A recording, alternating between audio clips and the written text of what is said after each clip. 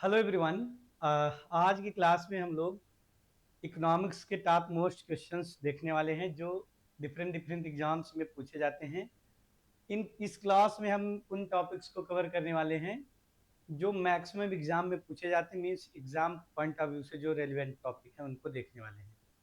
तो आप लोग भी आंसर करते रहिएगा और थोड़ा हम लोग फास्ट इस सेशन को करेंगे। क्योंकि हम लोग ये चाहते हैं कि कम समय में मैक्सिमम जो कंटेंट है क्वालिटेटिव कंटेंट आपको दे दिया जाए। ठीक है ना? स्टार्ट करें, बोलो स्टार्ट किया जाए। ओके, स्टार्ट करते हैं, है ना? ओके, पहला क्वेश्चन है आपका, who approves the fair and remunerative price of sugar cane. आप ये याद रखना, जो एफ आर पी की बात है means fair and remunerative price, उचित एवं लाभकारी मूल्य। तो उचित और लाभकारी मूल्य किसके लिए दिया जाता है? उचित और लाभकारी मूल्य दिया जाता है गन्ने के लिए, है ना, शुगर केन के लिए दिया जाता है, ये ठीक है। अब ये एफ आर पी इसको रिकमेंड कौन करता है? तो सी ए सी पी रिकमेंड करता है। कौन रिकमेंड करता है? C A C P, commission for agriculture cost and price. C A C P का पुराना नाम क्या था? APC, agricultural price commission. ये बना 1965 में, आप याद रखिएगा। और सी ए सी पी कब बना? ये 1985 में। मतलब इसी का नाम बदल करके बाद में क्या कर दिया गया? सी ए सी पी। और एपीसी जो है वो एल के झा कमेटी की सिफारिश पर बना। एल के झा, एल के झा, एल के झा कमेटी की सिफारिश पे ये बना था, याद रखिएगा। एल के झा कमेटी की सिफारिश पे ना, एल के झा कमेटी की सिफारिश पे सीएसीपी बना। सीएसीपी का काम क्या है? तो ये प्राइस रिसर्च करता है, प्राइस रिसर्च करता है और देखता है कि जो भी मीन्स फार्मर्स क्रॉप ग्रो कर रहा है उसमें पर हेक्टेयर कितनी लागत लग रही है, इन सबको कैलकुलेट करता है। और उसी के बिहाफ पे फिर ये क्या करता है? गवर्नमेंट को सजेस्ट करता है कि इस क्रॉप का जो एफ आर पी है या फिर एम एस पी है वो कितना होना चाहिए। और इसका हेडक्वार्टर नई दिल्ली में है, आप याद रखिएगा। जो आपका सी ए सी पी है ये याद रखिएगा एमएसपी को अनाउंस नहीं करता है। तो फिर क्या करता है सर? ये रिकमेंड करता है। तो अनाउंस कौन करता है? अनाउंस करता है cabinet committee on economic affairs. मतलब भारत सरकार की आर्थिक मामलों की जो समिति है वो क्या करती है? वही आपका जो एमएसपी है ना, मिनिमम सपोर्ट प्राइस, उसको क्या करती है? अनाउंस करती है। सीएससीपी केवल रिकमेंडेशन देता है, जबकि जो सरकार है या जो cabinet committee on economic affairs है इसके रिकमेंडेशन को मानने के लिए बाध्य नहीं है ना। और जो CCE means cabinet committee on economic affairs जो होती है उसके हेड कौन होते हैं या चेयरमैन? तो माननीय प्रधानमंत्री जो भी होते हैं, रनिंग प्राइम मिनिस्टर, उसके चेयरमैन होते हैं। वर्तमान में कौन है? माननीय नरेंद्र मोदी जी जो है वो इसके चेयरमैन है। और इसका याद रखिएगा, ये जो मिनिमम सपोर्ट प्राइस निर्धारित करता है या रिकमेंड करता है वो किस आधार पे? एवरेज कास्ट ऑफ कल्टीवेशन के आधार पर ये रिकमेंड करता है। और शुगर केन का एफआरपी भी यही रिकमेंड करता है। 22 फसलों पे कुल एमएसपी दी जाती है जिसमें से एक पर एफआरपी शुगर केन पे दी जाती है। हार्टिकल्चरल क्रॉप में कोकोनट पे एमएसपी दी जाती है, कोपरा मिलिंग कोपरा दो टाइप में डिवाइड करके। तो ये हो गया आपका सीएसीपी एमएसपी। और एमएसपी क्यों गवर्नमेंट अनाउंस करती है? एमएसपी इसलिए अनाउंस करती है कि बम्पर प्रोडक्शन ईयर में किसानों को लॉस ना हो। अब मैं कई सारे टाइप के प्राइस हैं जो बता देता हूं आपको, उनको भी आपको ध्यान रखना है, यदि क्वेश्चन आ जाए तो गलती नहीं होनी चाहिए आपसे। एक तो पहला हो गया एमएसपी मिनिमम सपोर्ट प्राइस, फिर है F R P fair and remunerative price. F R P fair and remunerative price ये हो गया आपका। उसके बाद फिर याद रखिएगा प्रोक्यूरमेंट प्राइस। प्रोक्यूरमेंट प्राइस क्या होता है? ये वो प्राइस है जिस प्राइस पर गवर्नमेंट जो है वो क्या करती है? खाद्यान्नों की खरीद करती है बफर स्टॉक मेंटेन करने के लिए, उसको कहते हैं प्रोक्यूरमेंट प्राइस। उसके बाद फिर एक होता है इशूड प्राइस। और इशूड प्राइस क्या होता है? इशूड प्राइस वो प्राइस है जिस प्राइस पर जो वेलफेयर स्कीम्स होती हैं उनके थ्रू पब्लिक डिस्ट्रीब्यूशन सिस्टम के माध्यम से जो वीकर सेक्शन है उसको खाद्यान्नों की खाद्यान्न तक पहुंचाया जाता है, मीन्स खाद्यान्न का वितरण किया जाता है। उसके बाद फिर फ्लोर प्राइस याद रखिएगा। तो फ्लोर प्राइस किसी भी वस्तु का मिनिमम प्राइस फ्लोर प्राइस होता है और सीलिंग प्राइस एक होता है। तो किसी भी वस्तु का अधिकतम जो प्राइस होता है वो सीलिंग प्राइस होता है। तो याद रखिएगा एमएसपी हो गया, एफआरपी हो गया, procurement price, issued price, floor price और ये आपका सीलिंग प्राइस। ये प्राइस के टाइप है। और जो याद रखिएगा जो प्रोक्यूरमेंट प्राइस होता है वो हमेशा एमएसपी से क्या होता है? अधिक। ये बात याद रखनी है। तो फ्लोर प्राइस हमेशा क्या, सॉरी, जो प्रोक्यूरमेंट प्राइस होता है वो एमएसपी से हमेशा अधिक होता है। इसको भी आपको ध्यान रखना है, ठीक है ना। और एमएसपी को प्रभावित करने वाले कारक कौन कौन से हैं? तो पहला है इनपुट की कास्ट कितनी है, ये प्रभावित करता है, per hectare cast of cultivation ये प्रभावित करता है, डिमांड और सप्लाई इसके आधार पर जो है वो एमएसपी निर्धारित की जाती है। ठीक है ना, ओके। अब क्वेश्चन क्या पूछ रहा है, क्वेश्चन ये पूछ रहा है कि गन्ने का उचित और लाभकारी मूल्य जो है उसको मंजूरी कौन देता है।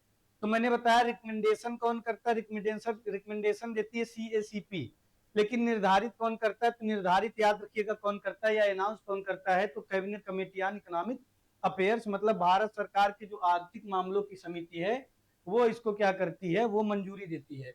अब यहाँ पर कुछ मार्केटिंग इंस्टीट्यूशन हैं जिनके आपको एस्टेब्लिशमेंट ईयर याद रखने हैं। सबसे पहला डीएमआई याद रखना है, directorate of marketing and inspection 1935। फिर एगमार्क याद रखना है, एगमार्क, तो एगमार्क कब 1937 में ये प्रभावी हुआ। एग्रीकल्चरल मार्क कहते हैं, ये क्वालिटी और प्योरिटी को क्या करता है, एग्रीकल्चरल प्रोडक्ट जो है उनकी क्वालिटी और प्योरिटी को ये इंडिकेट करता है। उसके बाद फिर आपको याद रखना है नियाम, नियाम का नाम बदल करके सीसीएस नियाम कर दिया गया, national institute of agriculture marketing 1988 में ये बनता है। उसके बाद फिर आपको ई नैम याद रखना है, ई नाम क्या है, ई नैम 2015 में चला, और ये वन नेशन वन मार्केट इसका कॉन्सेप्ट था, एक देश एक बाजार। E NAM one nation one market के आधार पर पैन इंडिया लिमिटेड चलता, means presence across the nation, पूरे भारत में। उसके बाद फिर आपको याद रखना है, ईनैम के बाद आपको याद रखना है अपेडा। अपेडा कब बना, तो अपेडा याद रखिएगा, अपेडा बना 1986 में।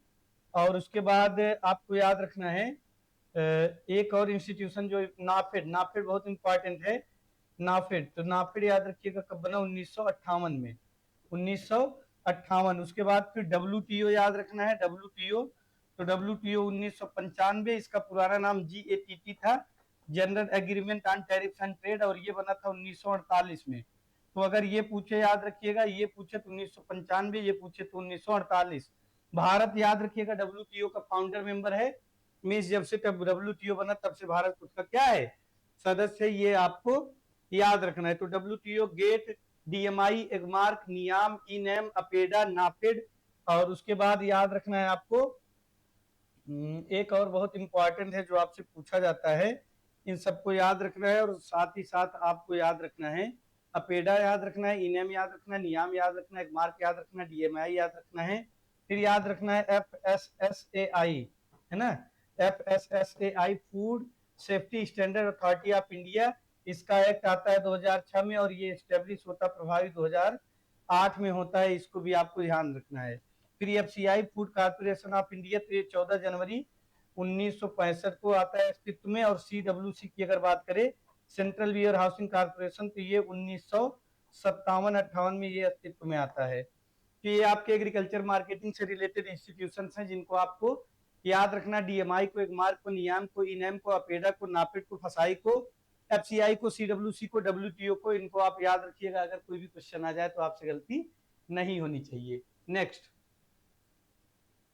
नेक्स्ट है value of Guinea coefficient. Guinea coefficient क्या दिखाता है, क्या प्रदर्शित करता है, तो ये आय की असमानता, आय में जो असमानता है, इनइक्वलिटी, उसको शो करता है, पावर्टी को शो करता है। तो गिनी कॉफिशिएंट की जो वैल्यू होती है वो याद रखिएगा कितनी होती है, 0 से 1 होती है गिनी कॉफिशिएंट की वैल्यू। और गिनी कॉफिशिएंट पूछे क्या रिप्रेजेंट करता है, तो गिनी गुणांक जो है वो इनकम इनइक्वलिटी को शो करता है।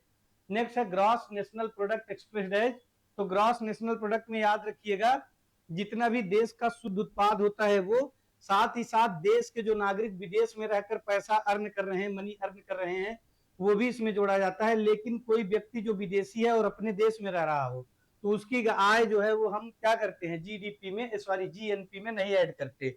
तो सही आंसर आपका क्या है, जीडीपी प्लस एक्सपोर्ट को ऐड करते हैं, माइनस इंपोर्ट, इंपोर्ट को हम ऐड नहीं करते। नेक्स्ट है minimum support price of agricultural crops in India fixed by government on the recommendation of, तो भारत सरकार किसके रिकमेंडेशन पे मिनिमम सपोर्ट प्राइस फिक्स करती है, भारत सरकार जो आपका सीएसीपी है, cabinet CACP, commission for agriculture cost and price, उसके रिकमेंडेशन पर एमएसपी को अनाउंस करती है। अनाउंस और रिकमेंडेशन में अंतर है, अनाउंस करता है CCEA, cabinet committee on economic affairs, recommend करता है याद रखिएगा सीएसीपी। तो रिकमेंड और अनाउंस में गलती मत करिएगा, नुक्ते की हेर फेर से खुदा जुदा हो जाता है ना। अनाउंस पूछे अगर तो गवर्नमेंट ऑफ इंडिया या सेंट्रल गवर्नमेंट या cabinet committee on economic affairs, और अगर पूछे रिकमेंड कौन करता है तो CACP रिकमेंड करता है। अब फूड कॉर्पोरेशन ऑफ इंडिया कब बनता है तो ये बनता है 1965 में, याद रखिएगा। Commission for agriculture cost and price 1985 में। रिजर्व बैंक आपको पता है 1934 में एक्ट आता है और 1935 में स्टेब्लिश होता है RBI। और RBI जो है वो यंग हिल्टन कमीशन की सिफारिश पर इसकी स्थापना होती है। RBI के वर्तमान गवर्नर जो है वो संजय मल्होत्रा जी हैं।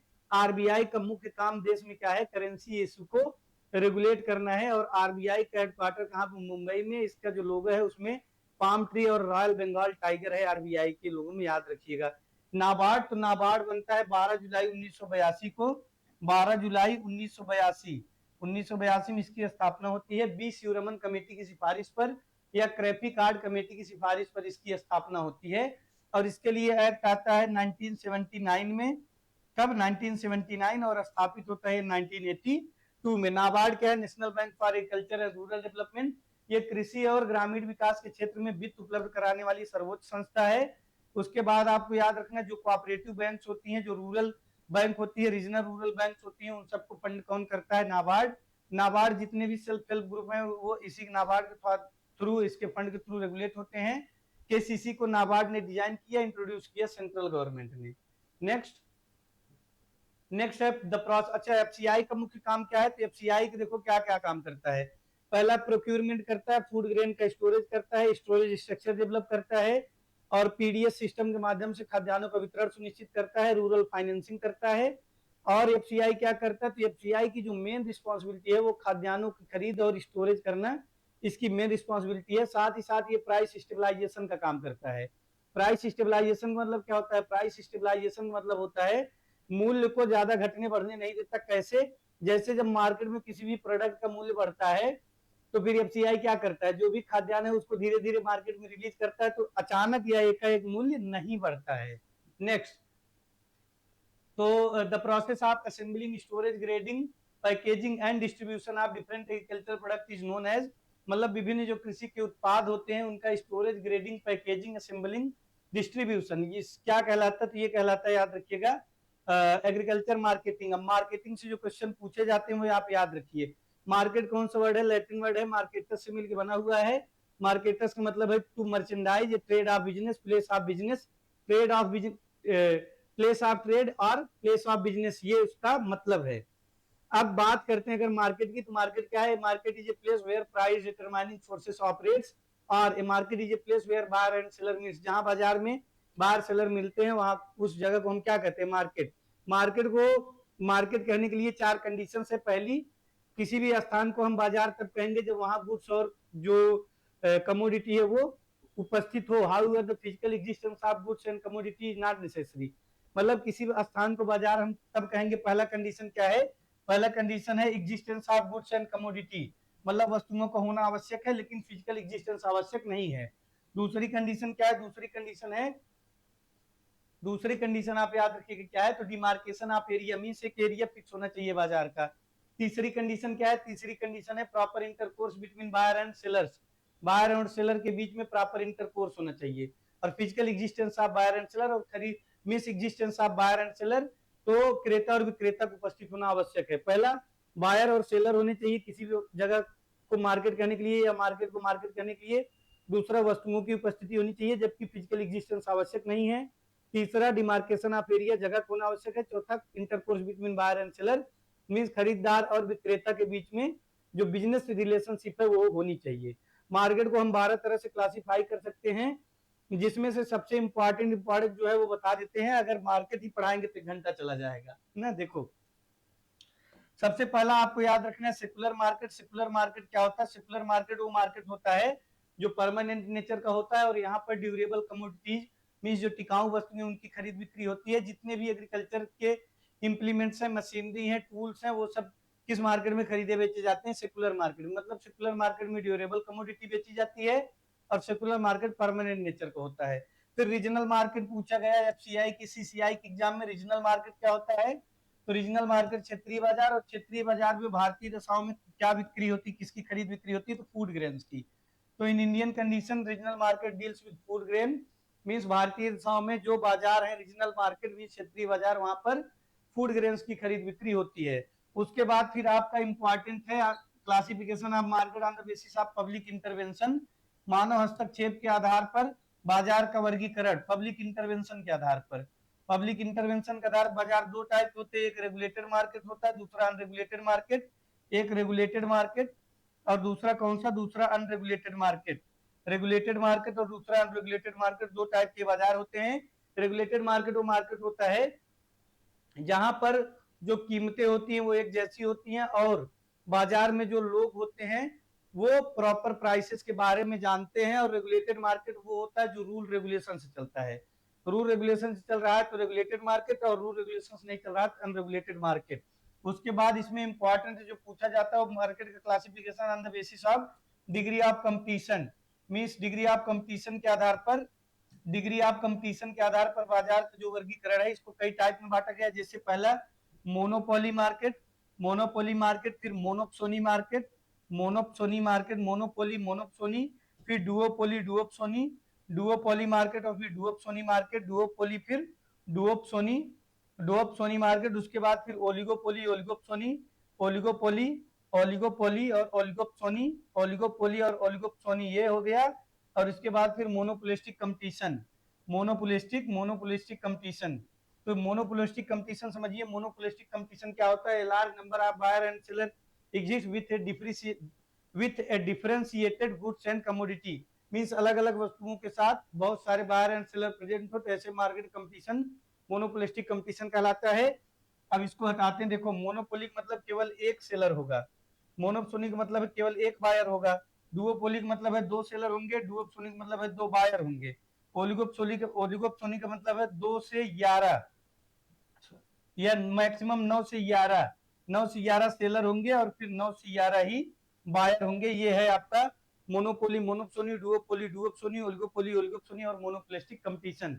और किस आधार पे ये बाजार का वर्गीकरण है, तो classification of market on the basis of degree of competition. एक और पूछा जाता है जिसको और आपको याद रखना है, on the basis of transaction, transaction का आधार बाजार दो टाइप के, पहला स्पॉट और कैश मार्केट, दूसरा फ्यूचर और forward market. Spot cash market मतलब है पैसा दो वस्तु लो तुरंत, स्पॉट या कैश मार्केट पैसा दो वस्तु लो। फ्यूचर मार्केट का मतलब है कि पैसा या दे दिया जाता है, वस्तुएं बाद में ली जाती हैं, तो ये फ्यूचर मार्केट। ओके, बहुत है मार्केट क्लासिफिकेशन ही 12 टाइप से, अगर पूरा कराएंगे तो बहुत टाइम लग जाएगा ना। जो इम्पोर्टेंट वो इम्पोर्टेंट चीज लास्ट टाइम में मैं आपसे डिस्कस कर दे रहा हूँ। और जीत आप ही की होगी इस जंग में, इस यूटी की जंग में। इसमें आप हैरान मत होना, बस आप ध्यान से पढ़ना जितने दिन बचा हुआ है और इस सेशन का रिवीजन करके जाना, निश्चित रूप से आप सफलता आपकी होने वाली है ना। और आप लोग भी आंसर करते रहो, आंसर करते रहोगे तभी तो पता चलेगा मुझे कि आप जिंदा हो, है ना। अपनी आंखों में यदि ख्वाबों की बिजलियां लेके चल रहे हो तो जिंदा हो तुम, तो जिंदा हो तो जिंदा नजर आना भी जरूरी है ना। जिंदा नजर आओ, आंसर करते रहो। Okay, which one of the following is non institutional source of credit. देखो क्रेडिट कौन सा वर्ड है, तो क्रेडिट लैटिन वर्ड है, क्रेडो से बना हुआ है, जिसका मतलब है आई बिलीव, मतलब मुझे विश्वास है। क्रेडिट को हम लोन के नाम से भी जानते हैं।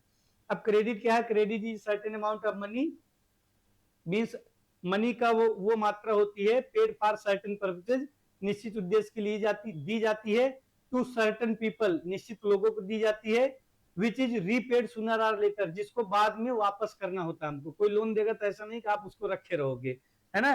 तो क्रेडिट में याद रखिएगा, क्रेडिट के कई सारे सोर्स हैं, इसमें इंस्टीट्यूशनल नॉन इंस्टीट्यूशनल की बात किया है, तो जिसने भी नेशनलाइज बैंक है सब इंस्टीट्यूशनल क्रेडिट के सोर्स हैं, कोऑपरेटिव क्रेडिट सोसाइटियां सब इंस्टीट्यूशनल क्रेडिट की सोर्स हैं, family, friends, neighbours, money lender, पान ब्रोकर्स, ये सब क्या है, ये सब नॉन इंस्टीट्यूशनल क्रेडिट के सोर्स हैं।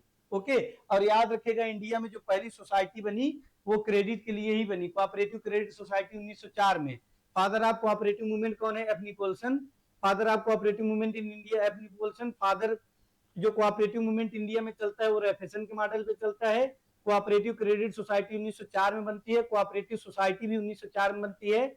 और जो 4 में सोसाइटी बनती है 12 में उसमें सुधार होता है, 12 में जो सुधार होता है उसके रिव्यू के लिए 1914 मैकलेगन कमेटी बनाई जाती है। मैकलेगन कमेटी अपनी रिपोर्ट 1915 में शेयर करती, मींस पब्लिक करती है। ये आप याद रखिएगा, one man one vote cooperative का मोटो है, इंपॉर्टेंट प्रिंसिपल है। अब यहाँ पर देखो क्या है, विच one of the following is non institutional source of credit. तो मनी लेंडर्स जो है वो non institutional source of credit हैं। रीजनल रूरल बैंक याद रखिएगा, तो आरआरबी की स्थापना होती है 1975 में।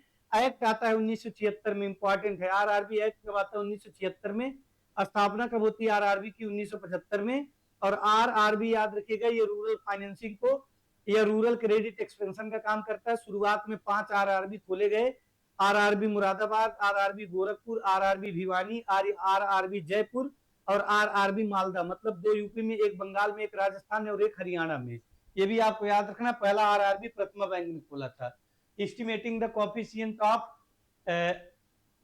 auto correlation leads to this test regression model in the presence of being not valid means auto संबंध के गुणांक का अनुमान लगाने से यह परीक्षण प्रतिगमन मॉडल वैध नहीं होने की उपस्थिति में कैसे चेक किया जाता है। तो याद रखिएगा वो इन सबसे होता है, टी टेस्ट से भी, एफ टेस्ट बेस से भी, काई स्क्वायर टेस्ट से भी।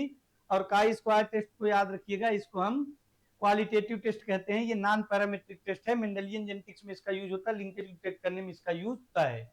Passive factor of production, production का पैसिव फैक्टर कौन सा है, तो लैंड और कैपिटल ये पैसिव फैक्टर हैं।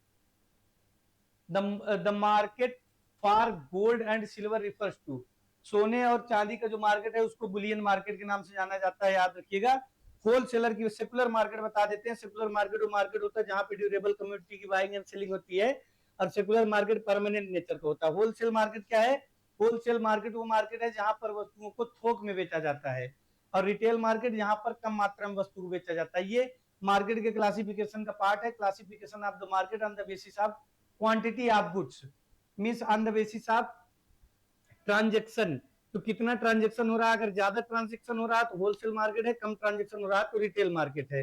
होलसेलर याद रखिएगा डिस्ट्रीब्यूटर के सबसे करीब होता है, रिटेल मार्केट हमेशा कंज्यूमर के करीब होता है, याद रखना है ना, कंज्यूमर करीब रिटेल मार्केट, होलसेलर डिस्ट्रीब्यूटर के करीब। Next, which of the following is not correctly match, इसमें से सही तरीके से सुमेलित कौन सा नहीं है। पहला है, हाँ ये इंपॉर्टेंट है, इसको बता के बताऊंगा ना, आप बोलो तो मैं ब्लैंक पेज लेके बना दूं, ब्लैंक पेज लेके बना देता हूं, 2 मिनट में समझा देता हूं इसको ना कंप्लीट, ठीक है ना। देखो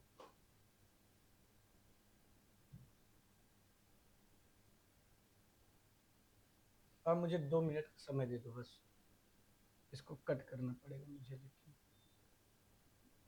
बिना कट के ये आएगा नहीं, कोई बात नहीं, रुक जाओ। यस, बहुत अच्छे समझा देता हूँ, इससे कहीं से भी क्वेश्चन आएगा गलत नहीं होगा, बस 2 मिनट का मुझे आप समय दे देना, ठीक है। देखो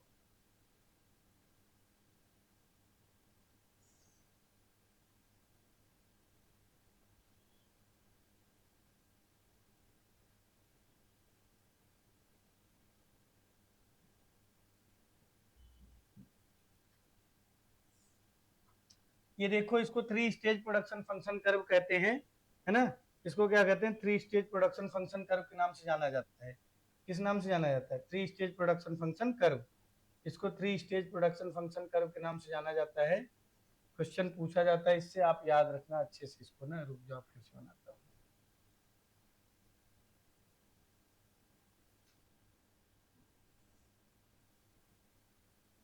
बहुत इंपॉर्टेंट है ये,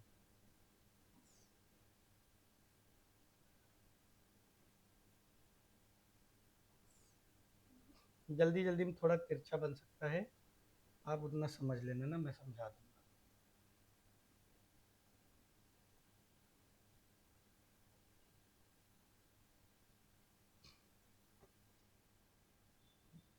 देखो ये आपका टीपीपी है, मींस टोटल फिजिकल प्रोडक्ट, ये एपीपी है एवरेज फिजिकल प्रोडक्ट, ये वाली लाइन एमपीपी है मार्जिनल फिजिकल प्रोडक्ट। ये आप जानते हो, ग्राफ कभी पढ़े होगे, ये एक्स एक्सिस है, ये वाई एक्सिस है, ये जो ये लाइन जा रही है ये जीरो पे है, जहां पर अपना ये जो टीपीपी है जोन फर्स्ट में जहां पर अपना कर्वेचर चेंज करता है, इसको हम बोलते हैं इन्फ्लेक्शन पॉइंट। क्या बोलते हैं, इसको बोलते हैं इन्फ्लेक्शन पॉइंट, इन्फ्लेक्शन पॉइंट।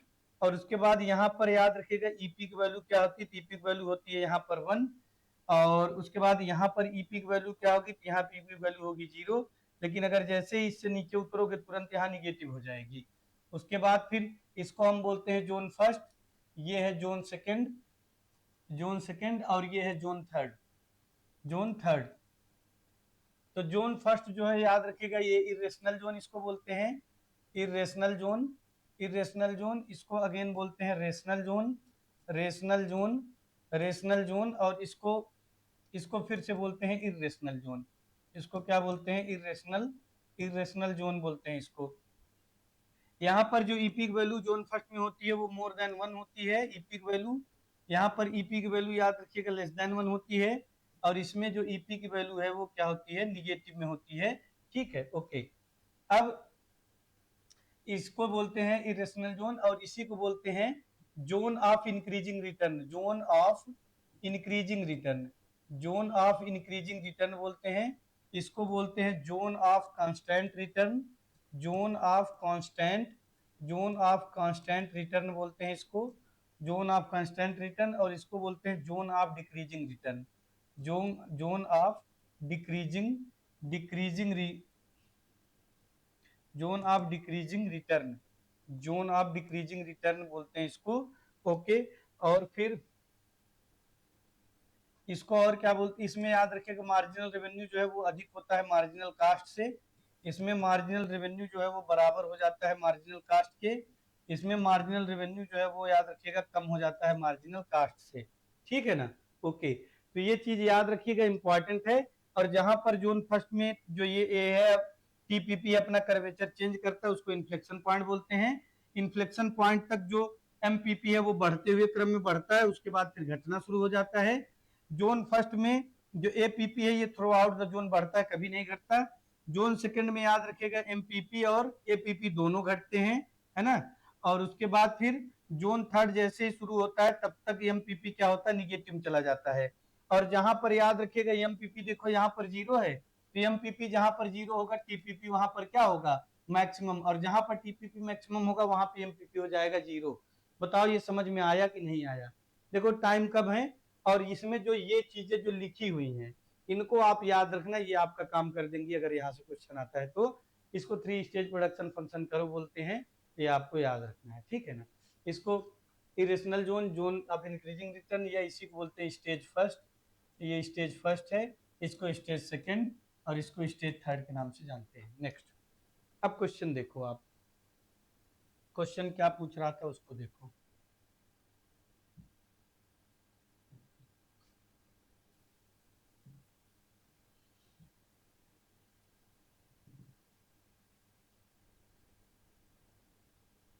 एक सेकंड रुकना बस।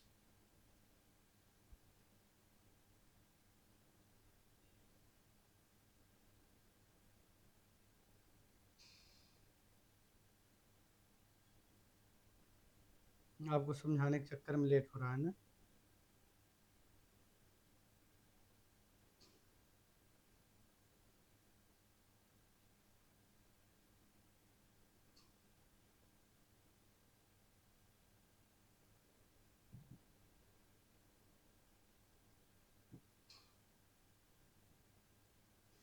ओके,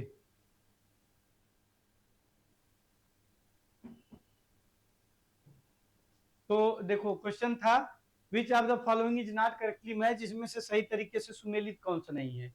तो पहला था APP rises continuously till APP and MPP both equal, बिल्कुल सही है। रफली बनाता हूं, इस पे आप ध्यान से देखना। पहला ये बोल रहा है कि जो एपीपी है वो कॉन्टिन्यूअस बढ़ेगा। एपीपी क्या होगा? एपीपी कॉन्टिन्यूअस बढ़ेगा,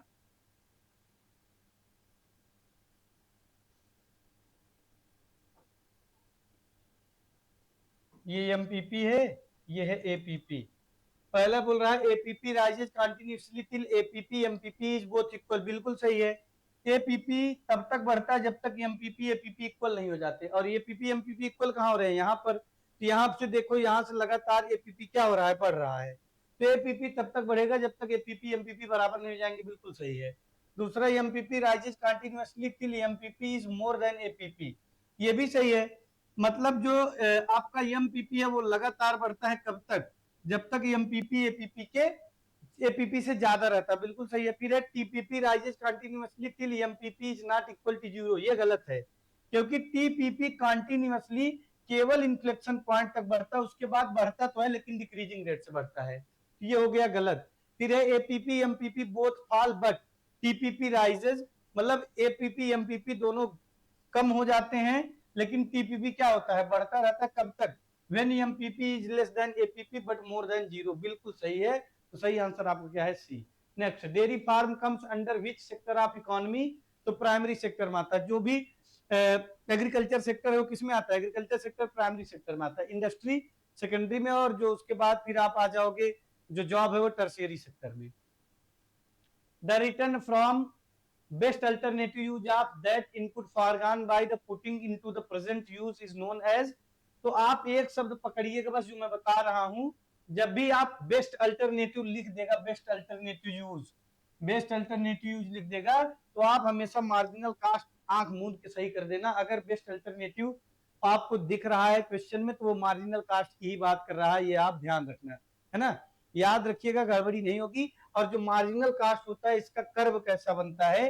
तो मार्जिनल कास्ट का कर्व याद रखिएगा कैसा बनता है, यू शेप। किस शेप का बनता है?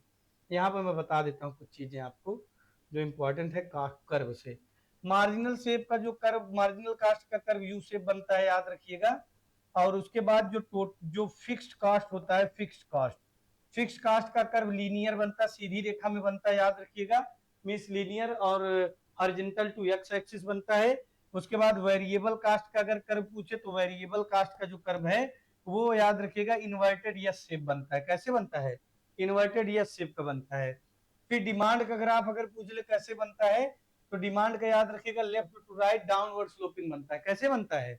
Left to right downward sloping बनता है डिमांड का कर्व। ओके, अब क्वेश्चन पूछा है कि उस इनपुट के सर्वोत्तम वैकल्पिक उपयोग की वापसी को वर्तमान उपयोग में डालकर जाना जाता है, उसको हम अपॉर्चुनिटी कास्ट कहते हैं। मार्जिनल कास्ट क्या होता है? मार्जिनल कास्ट होता है cost for the cost which is incurred in the production of one extra input, one extra unit of a commodity. The cost which is incurred in the production of one extra unit of a commodity or last unit of a commodity means किसी भी जो कोई भी जो वस्तु है उसके last unit के प्रोडक्शन में जो कास्ट लगती है उसको हम मार्जिनल कास्ट कहते हैं। या एक एक्स्ट्रा यूनिट अगर आप बना रहे हो उसमें लगने वाली कास्ट को हम क्या कहते हैं? Marginal cast. और मार्जिनल कास्ट का जो ग्राफ है किस शेप का होता है? यू शेप का। फिक्स कास्ट का कैसा होता है? लीनियर। वेरिएबल कास्ट का कैसा होता है? Inverted S shape. डिमांड का ग्राफ कैसे होता है? Left to right downward sloping. Next, marginal cost is equal to, marginal cost किसके बराबर होती है? तो the average cost of the total output produce, गलत। The difference between average cost and the cost of the last unit produce, गलत। The cost of the last but one unit produce, फिर है the extra cost of an additional unit produce, यही सही है आपका। जब आप ये वन एक्स्ट्रा यूनिट प्रोड्यूस करोगे किसी भी कमोडिटी का, तो किसी भी प्रोडक्ट का, तो उसमें लगने वाली कास्ट क्या कहलाएगी? Marginal cost. Basic fundamental law of agriculture, agriculture का फंडामेंटल लॉ क्या है? एग्रीकल्चर का फंडामेंटल लॉ याद रखिएगा, law of diminishing marginal return. ये क्या होता है? ध्यान से सुनिए यार, समय कम है, बताना मैं बहुत कुछ चाहता हूं लेकिन समय की सीमा है, बता कम पा रहा हूं, मुझे भी खराब लग रहा है ना। लेकिन फिर भी मैं लॉ ऑफ डिमिनिशिंग रिटर्न बताऊंगा, इंपॉर्टेंट है ये। लॉ ऑफ डिमिनिशिंग रिटर्न क्या होता है? देखो, आप ये जानते हो कि जैसे जब भी कोई वस्तु आपके पास बढ़ती जाएगी तो उसकी उपयोगिता आपकी नजर में घटती जाएगी। जैसे आप कहोगे सर ये क्या बोल रहे हो, बिल्कुल सही बोल रहा हूँ। जैसे मान लो कोई आपको एक एप्पल दे, खाओगे तो थोड़ा ज्यादा अच्छा लगेगा। सेकंड एप्पल कोई आपको देगा, थोड़ा कम अच्छा लगेगा। थर्ड और कम अच्छा लगेगा, फोर्थ और कम, फिफ्थ और कम। तो जैसे जैसे यूनिट बढ़ती जाती है किसी वस्तु की, वैसे वैसे उसकी उपयोगिता क्या होती है? घटती जाती है। इसीलिए जो कंपनी होती है, कोई भी प्रोडक्ट बनाने वाली कंपनी है, वो अपने चीजों का एक मॉडल बहुत ज्यादा दिन तक बाजार में नहीं रखती है। क्यों? क्योंकि एक ही मॉडल का उपयोग करके लोग क्या हो जाते हैं? उब जाते हैं। तो नए नए मॉडल्स को लोग लाते रहते हैं। Law of diminishing marginal return के एलडीएमयू में याद रखिएगा, उसका ग्राफ कैसे बनता है ये बता देता हूं बस। ये और फिर ये, तो याद रखिएगा, ये है मार्जिनल यूटिलिटी और ये है टोटल यूटिलिटी। जब टोटल यूटिलिटी होगी मैक्सिमम पे, तो मार्जिनल यूटिलिटी कहां पे होगी? मार्जिनल यूटिलिटी होगी जीरो पे, ये याद रखना। जब total utility maximum, marginal utility zero. और जब marginal utility zero, total utility maximum. उसके बाद आपको याद रखना, जो टोटल यूटिलिटी का ग्राफ है वो क्या होता है? अपवर्ड स्लोपिंग, ऊपर की तरफ बनता है। मार्जिनल यूटिलिटी का ग्राफ डाउनवर्ड स्लोपिंग, नीचे की तरफ बनता है। याद रखना है, इंपॉर्टेंट है।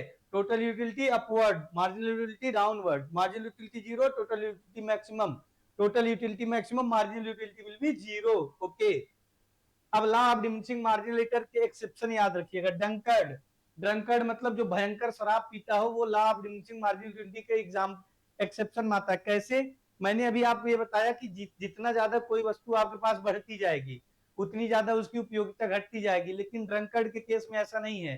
शराब पीने वाला व्यक्ति एक पैग अंदर जाएगा थोड़ा मजा आएगा उसको, दूसरा जाएगा और मजा आएगा, तीसरा और सेटिस्फेक्शन मिलेगा, चौथे में और, पांचवें में और, छठे में और, सातवें में और। अभी होली आ रही है, देखना सब पी पी के गिरेंगे। आठवें में और, नौवें में और 10 जब पी लेगा तो एकदम पी के गिर जाएगा कहीं नाली में, फिर कुत्ता उसका मुंह चाटेगा और वो फिर उठेगा, बोलेगा now I am the king. तो जैसे जैसे यूनिट बढ़ती जाती है ड्रंकर्ड के केस में, वैसे वैसे सेटिस्फेक्शन भी बढ़ता है। ये एलडीएमयू का एक्सेप्शन है। हैबिट, आदतें एलडीएमयू का एक्सेप्शन है। टेस्ट प्रेफरेंस एलडीएमयू का एक्सेप्शन है। माइजर्स, कंजूस जो होते हैं, वो एलडीएमयू के एक्सेप्शन है ना। तो हॉबी, ये भी एलडीएमयू का एक्सेप्शन है, तो याद रखिएगा। और फेमस जो डायमंड वाटर पैराडॉक्स है, डायमंड वाटर पैराडॉक्स, डायमंड और वाटर पैराडॉक्स, जो फेमस डायमंड वाटर पैराडॉक्स है, ये एलडीएमयू को शो करता है। मतलब हीरा जो है वो कम उपलब्ध है इसलिए उसकी उपयोगिता ज्यादा है, पानी ज्यादा उपलब्ध इसलिए उसकी उपयोगिता कम है। तो याद रखिएगा डायमंड वाटर पैराडॉक्स किससे रिलेटेड है? एलडीएमयू से। और law of diminishing marginal utility दिया किसने? गॉसन ने। पॉपुलराइज किसने किया? मार्शल ने। याद रखना, सब कुछ बता दे रहा हूं, याद रखो या न रखो अब आपकी मर्जी है ना। ओके, नेक्स्ट है micro credit program is defined as. Micro credit program क्या है? पहला है credit provision made by the self help group to their members, फिर है credit provision made by small farmers, फिर है credit provision made by the large farmers, फिर है नन ऑफ दीज। तो पहला सही है credit provision made by the self help groups and their members, means जो स्वयं सहायता समूह होते हैं। इसका कॉन्सेप्ट 1992 में नाबार्ड द्वारा आता है, और नाबार्ड जो है वो सेल्फ हेल्प ग्रुप को संचालित करता है। मुख्यतः इसका उद्देश्य होता है कि किसी भी एक कम्युनिटी की सामाजिक आर्थिक स्थिति, सोशियो इकोनॉमिक कंडीशन को अच्छा करना। और जो सेल्फ हेल्प ग्रुप होता है बेसिकली वुमेन्स पे फोकस करता है, महिलाओं पे। Next, which one of the following principle is employed in the production when resources are scarce. मतलब जब हमारे पास रिसोर्सेज की कमी हो तो हम कौन से प्रिंसिपल का उपयोग करते हैं उत्पादन के लिए, या जब हम रिसोर्स बहुत महंगे हो तो कौन से प्रिंसिपल का उपयोग करते हैं? तो याद रखिएगा इक्यू मार्जिनल प्रिंसिपल का उपयोग करते हैं जब रिसोर्सेज हमारे पास लिमिटेड होते हैं।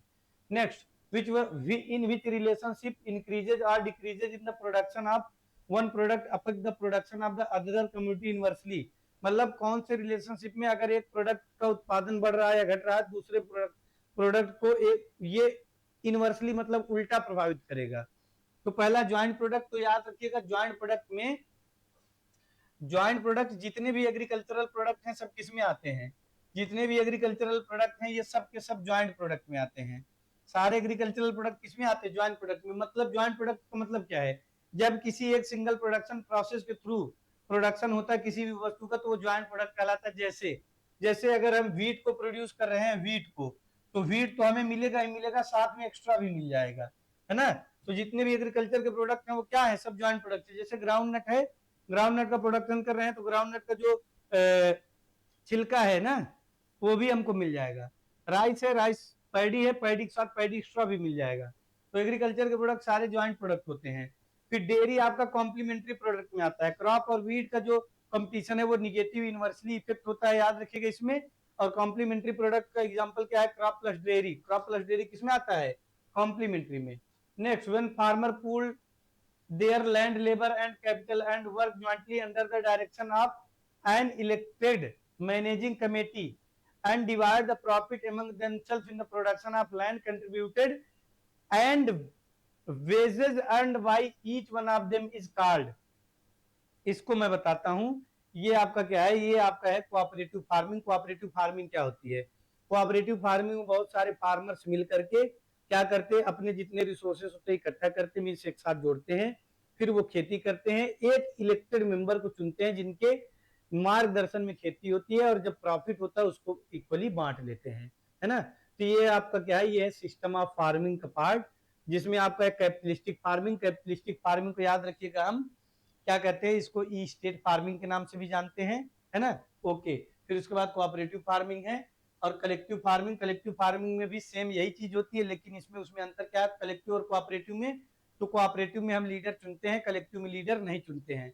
पीजेंट फार्मिंग क्या होती है? पीजेंट फार्मिंग होती है किसान इसमें अपने जमीन का स्वयं का मालिक होता है, वो जो चाहता है वो डिसीजन लेता है, जो चाहता है वो उगाता है, ठीक है ना। ओके, सही आंसर कोऑपरेटिव फार्मिंग।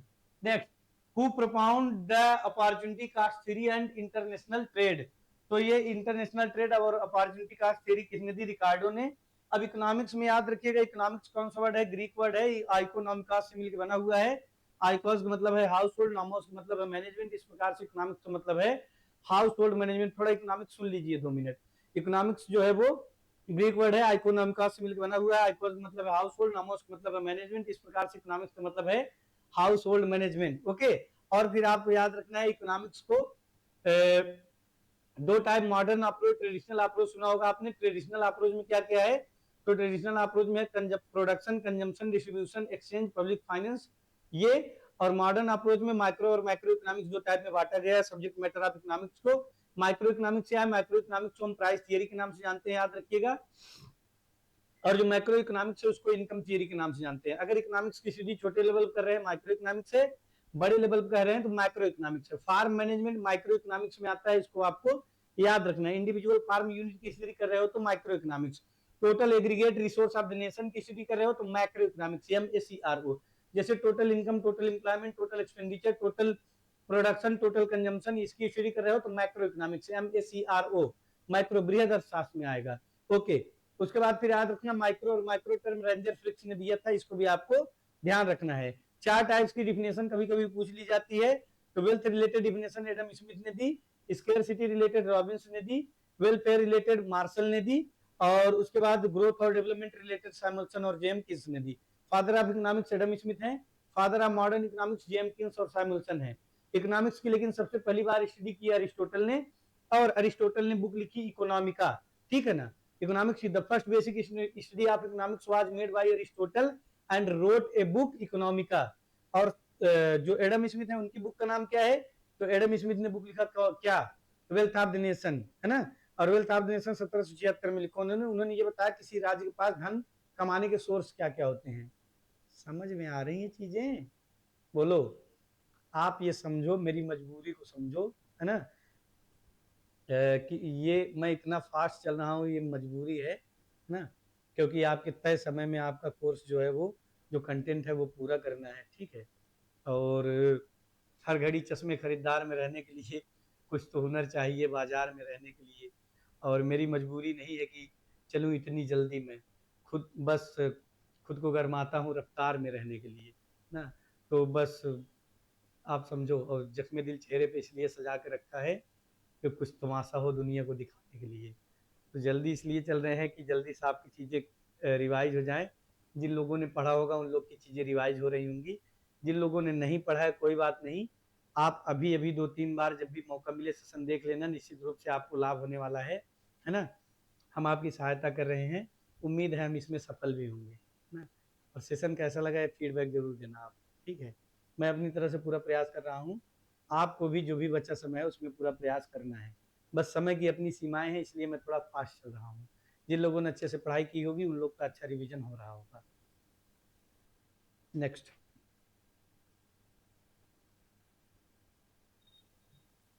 अगला, the horizontal demand curve parallel to X axis implies that the elasticity of demand is. मतलब जो हॉरिजॉन्टल डिमांड कर्व बनता है, देखो डिमांड मैं बता देता हूँ 2 मिनट में, डिमांड पूरी सुन लो आप। डिमांड क्या है? Demand in economics means desire to possess a goods supported by willingness and ability to pay. मतलब किसी भी वस्तु का आप स्वामी बनना चाहते हैं, उसके लिए आपकी देह क्षमता, मतलब पैसा देने की क्षमता है, और आपके पास अभिलाषा है उसको लेने की, खरीदने की, तो वो आपकी डिमांड है। अगर आपके पास पेइंग कैपेसिटी नहीं है, विलिंगनेस नहीं है, तो डिमांड नहीं है, जस्ट क्या है आपकी विश, मतलब मुंगेरी लाल के सपने हैं। डिमांड में आप याद रखिएगा, डिमांड का जो कर्व है वो कैसा बनता है? तो left to right downward sloping बनता है, और ऐसे बनता है, ऐसे ऐसे left to right downward sloping, ये डिमांड कर्व बनता है, आपका याद रखिएगा। और अगर किसी भी वस्तु का प्राइस बढ़ता है तो डिमांड उसकी घट जाती है, और अगर प्राइस घटता है तो डिमांड बढ़ जाती है ना। ये आपका डिमांड, डिमांड कई टाइप का है, जैसे एग्रीगेट डिमांड है, मार्केट डिमांड है, कंपनी डिमांड है, इंडस्ट्री डिमांड है, डिराइव डिमांड है, ऑटोनॉमस डिमांड है। उसके बाद आप याद रखिएगा cross demand. Cross demand important है। क्रॉस डिमांड में क्या होता है, क्रॉस डिमांड हमेशा सब्स्टिट्यूट गुड्स के केस में काम करती है। क्रॉस डिमांड हमेशा किस केस में काम करती है, सब्स्टिट्यूट गुड्स के। क्रॉस डिमांड का मतलब है जैसे एक वस्तु है, मान लो आपकी टी है, अगर इसका प्राइस बढ़ेगा, सॉरी कॉफी है मान लो, अगर कॉफी का जो है वो प्राइस बढ़ेगा, कॉफी का प्राइस बढ़ेगा है ना, प्राइस पी मतलब प्राइस बढ़ेगा, तो जो टी है आपकी उसकी क्या होगी, डिमांड बढ़ जाएगी। तो देखो एक वस्तु के प्राइस बढ़ने से दूसरी वस्तु की डिमांड बढ़ रही है, तो ये क्या है, क्रॉस डिमांड। क्या है ये, क्रॉस डिमांड है। अगर एक वस्तु का प्राइस बढ़ रहा है, दूसरे वस्तु की डिमांड बढ़ रही है, तो ये क्रॉस डिमांड है। और ये हमेशा सब्स्टिट्यूट गुड्स के केस में काम करती है। जैसे चाय और कॉफी दोनों सब्स्टिट्यूट है, एक दूसरे पूरक हैं, दोनों रिफ्रेशमेंट के लिए हम लोग यूज करते हैं। चाय को भी सुबह सुबह रिफ्रेशमेंट के लिए यूज करते हैं, और कॉफी को भी रिफ्रेशमेंट के लिए यूज करते हैं, है ना। और ऐसे ही जो वाइन है जो लोग ड्रिंक करते हैं वो भी रिफ्रेशमेंट के लिए सुबह सुबह यूज करते हैं। तो अगर जो देसी है उसकी प्राइस, इंग्लिश है उसकी प्राइस बढ़ती है, तो देसी की डिमांड क्या होगी, बढ़ जाएगी। मतलब अगर जो इंग्लिश वाइन है, अंग्रेजी शराब है, उसकी क्या होती है, कीमत बहुत ज्यादा बढ़ती है, तो देसी शराब की डिमांड बढ़ जाएगी। बढ़ जाएगी कि नहीं, दोनों परफेक्टली सब्स्टिट्यूट हैं। वो भी रिप्लेसमेंट का काम करती है, वो भी रिप्लेसमेंट का काम करती है। एग्रीकल्चर केस में मैंने ये एग्जांपल बता दिया आपको। ऐसे ही ऑयल, अगर आप सपोज करो मस्टर्ड ऑयल जो है वो, या सनफ्लावर ऑयल बहुत ज्यादा हाई हो जाए, हालांकि अभी भी महंगा है, तो आपकी जो मस्टर्ड ऑयल की डिमांड है उसकी डिमांड बढ़ जाएगी। तो सब्स्टिट्यूट गुड्स के केस में क्रॉस डिमांड काम करती है। ये हो गई आपकी डिमांड, टाइप्स ऑफ डिमांड। फिर उसके बाद law of demand Giffen goods को फॉलो नहीं करती है, याद रखिएगा गिफन गुड्स जो है वो लॉ ऑफ डिमांड को फॉलो नहीं करती। गिफन गुड्स का कॉन्सेप्ट रॉबर्ट गिफन ने दिया। उसके बाद आपको याद रखना है elasticity of demand. Elasticity of demand कितने टाइप की होती है, तीन। Price elasticity of demand, income elasticity of demand, cross elasticity of demand. मतलब पैसे के घटने बढ़ने से डिमांड प्रभाव पड़ता है, इनकम के घटने बढ़ने से डिमांड प्रभाव पड़ता है, और एक वस्तु के प्राइस के घटने बढ़ने से दूसरे वस्तु की डिमांड पर भी जो असर है वो पड़ता है। फिर है degree of elasticity of demand. Degree of elasticity of demand में क्या है, degree of elasticity of demand पांच टाइप की होती है। पहला परफेक्टली इलास्टिक डिमांड, फिर उसके बाद है रिलेटिवली इन इलास्टिक डिमांड, फिर उसके बाद है यूनिटरी इलास्टिक डिमांड, उसके बाद है रिलेटिवली मोर इलास्टिक डिमांड, और फिर है परफेक्टली इलास्टिक डिमांड। तो परफेक्टली इलास्टिक डिमांड का ग्राफ कैसे बनता है देख लो, सब एक साथ बता दे रहे हैं भाई, समय कम है ना, थोड़ा हम फास्ट बता रहे हैं, मुझे भी अच्छा नहीं लग रहा, लेकिन जो लोग पढ़े होंगे वो लोग समझ पा रहे होंगे।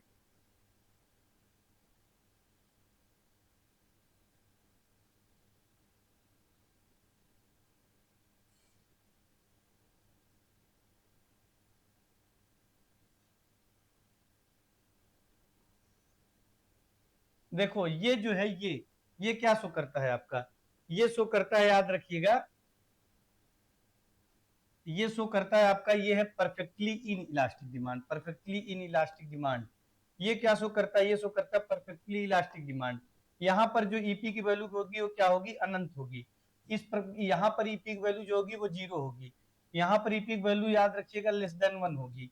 यहाँ पर ईपी की वैल्यू आप याद रखिएगा कितनी होगी, यहाँ पे ईपी की वैल्यू जो है ईपी की वैल्यू होगी वन, और इसमें ईपी की वैल्यू कितनी होगी, इसमें ईपी की वैल्यू होगी मोर देन वन। तो ये आपकी जो है ये मीन्स जो वर्टिकल टू वाई एक्सिस बन रहा है graph, vertical to Y axis, ये क्या शो कर रहा है, ये शो कर रहा है परफेक्टली इन इलास्टिक डिमांड। इसके केस में ईपी की वैल्यू कितनी होगी, जीरो। और ये जो नीचे आप देख रहे हो जो जो हॉरिजॉन्टल रहा किसके, एक्स एक्सिस के, ये क्या शो कर रहा है, ये शो कर रहा है परफेक्टली इलास्टिक डिमांड, जबकि ऐसी कोई मांग नहीं होती है, केवल थियरी में है। यहाँ पर ईपी की वैल्यू कितनी है, अनंत। और ये जो है ये यूनिटरी इलास्टिक डिमांड शो कर रहा है। यूनिटरी इलास्टिक डिमांड के केस में ईपी की वैल्यू कितनी होती है, वन, है ना। और ये relatively less inelastic demand है, less than one, relatively more elastic demand है, मोर देन वन। तो ये आप याद रखिएगा, एक साथ में इधर लिख देता हूं, आप ध्यान से देख लो एक बार। देखो ये पांचों इलास्टिसिटी आप याद रखना। ईपी की वैल्यू जीरो कब होगी, ईपी की वैल्यू लेस देन वन कब होगी, ईपी की वैल्यू वन कब होगी, ईपी की वैल्यू मोर देन वन कब होगी, ईपी की वैल्यू अनंत कब होगी। अनंत ईपी की वैल्यू जीरो कब होगी, परफेक्टली इन इलास्टिक डिमांड के केस में। ईपी की वैल्यू लेस देन कब वन होगी, perfectly relatively in elastic demand के केस में। ईपी की वैल्यू ये लेस देन वन कब होगी, relatively less inelastic demand के केस में। ईपी की वैल्यू एक कब होगी, यूनिटरी इलास्टिक डिमांड के केस में। ईपी की वैल्यू मोर देन कब वन कब होगी, रिलेटिवली मोर इलास्टिक डिमांड के केस में। ईपी की वैल्यू अनंत कब होगी? परफेक्टली इलास्टिक डिमांड के केस में। बोलो क्लियर हुआ कि नहीं? बोलो।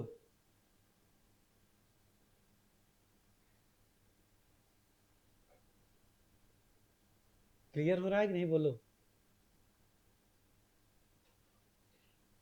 यार, क्या करें, समय की अपनी सीमाएं है, तो फास्ट नहीं चलेंगे पूरा नहीं कर पाएंगे ना।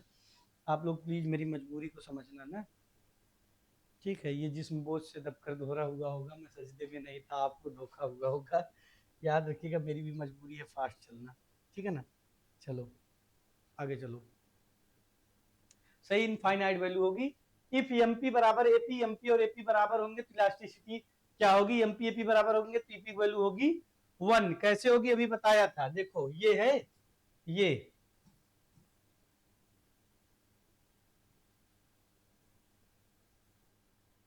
यहाँ पर ईपी एमपी बराबर है दोनों। ये क्या है? ये एमपीपी है, एमपी है, और ये एपी है। वही पूछ रहा है, एमपी और एपी जब बराबर होंगे, कहाँ बराबर हो रहे हैं? यहाँ। और यहाँ पीपी वैल्यू मैंने क्या लिखा था? 1 लिखा था, जाके देखना पीछे, पीछे बताया हूँ अभी just. Next, the regional rural bank RRB Kemps in the year 1975 में। एक्ट कब आया? 1976 में। रूरल क्रेडिट एक्सपेंशन का काम करती है। 5 आरआरबी शुरू में खोले गए थे।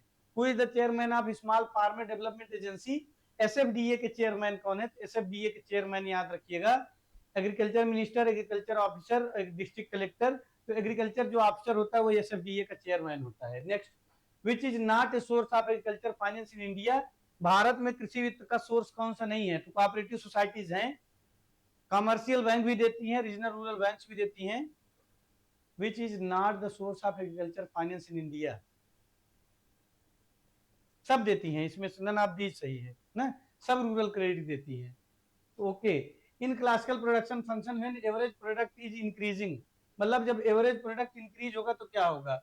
मींस एपीपी इंक्रीज होगा तो क्या होगा? पहले है marginal product less than average product, फिर है marginal product is equal to average product, फिर है marginal product is greater than average product, और सही क्या है आपका कि मार्जिनल प्रोडक्ट ज्यादा होगा एवरेज प्रोडक्ट से। Next, combination of crop production and milk production activities is an example of. अभी बताया था, ये दोनों एग्जांपल किसके हैं? कॉम्प्लीमेंट्री के, है ना। Crop plus dairy complementary enterprise का एग्जांपल है। और यही अगर पूछेगा टाइप्स ऑफ फार्मिंग में, तो ये मिक्स्ड फार्मिंग है। क्रॉप प्लस डेयरी क्या है? Mixed farming. क्रॉप डेयरी अगर ले रहे हो तो क्या है? Mixed farming. Next, agriculture finance mainly concern with, agriculture finance जो है वो क्या है? यूटिलाइजेशन ऑफ फंड है, एक्विजिशन ऑफ फंड है, utilisation of and acquisition of fund दोनों है। एग्रीकल्चर जब फाइनेंस मिलेगा तो उसका यूटिलाइजेशन करोगे, फंड तो आपको मिल ही जाएगा, है ना। देखो, लोन कई सारे टाइप होता है, समय नहीं है, केवल आपको हम जो मुख्य मुख्य चीजें हैं वो बता देते हैं। देखो, डीआईआर लोन मिलता है, DIR loan difference industrial rate scheme के तहत मिलता है, जो आरबीआई ने चलाया।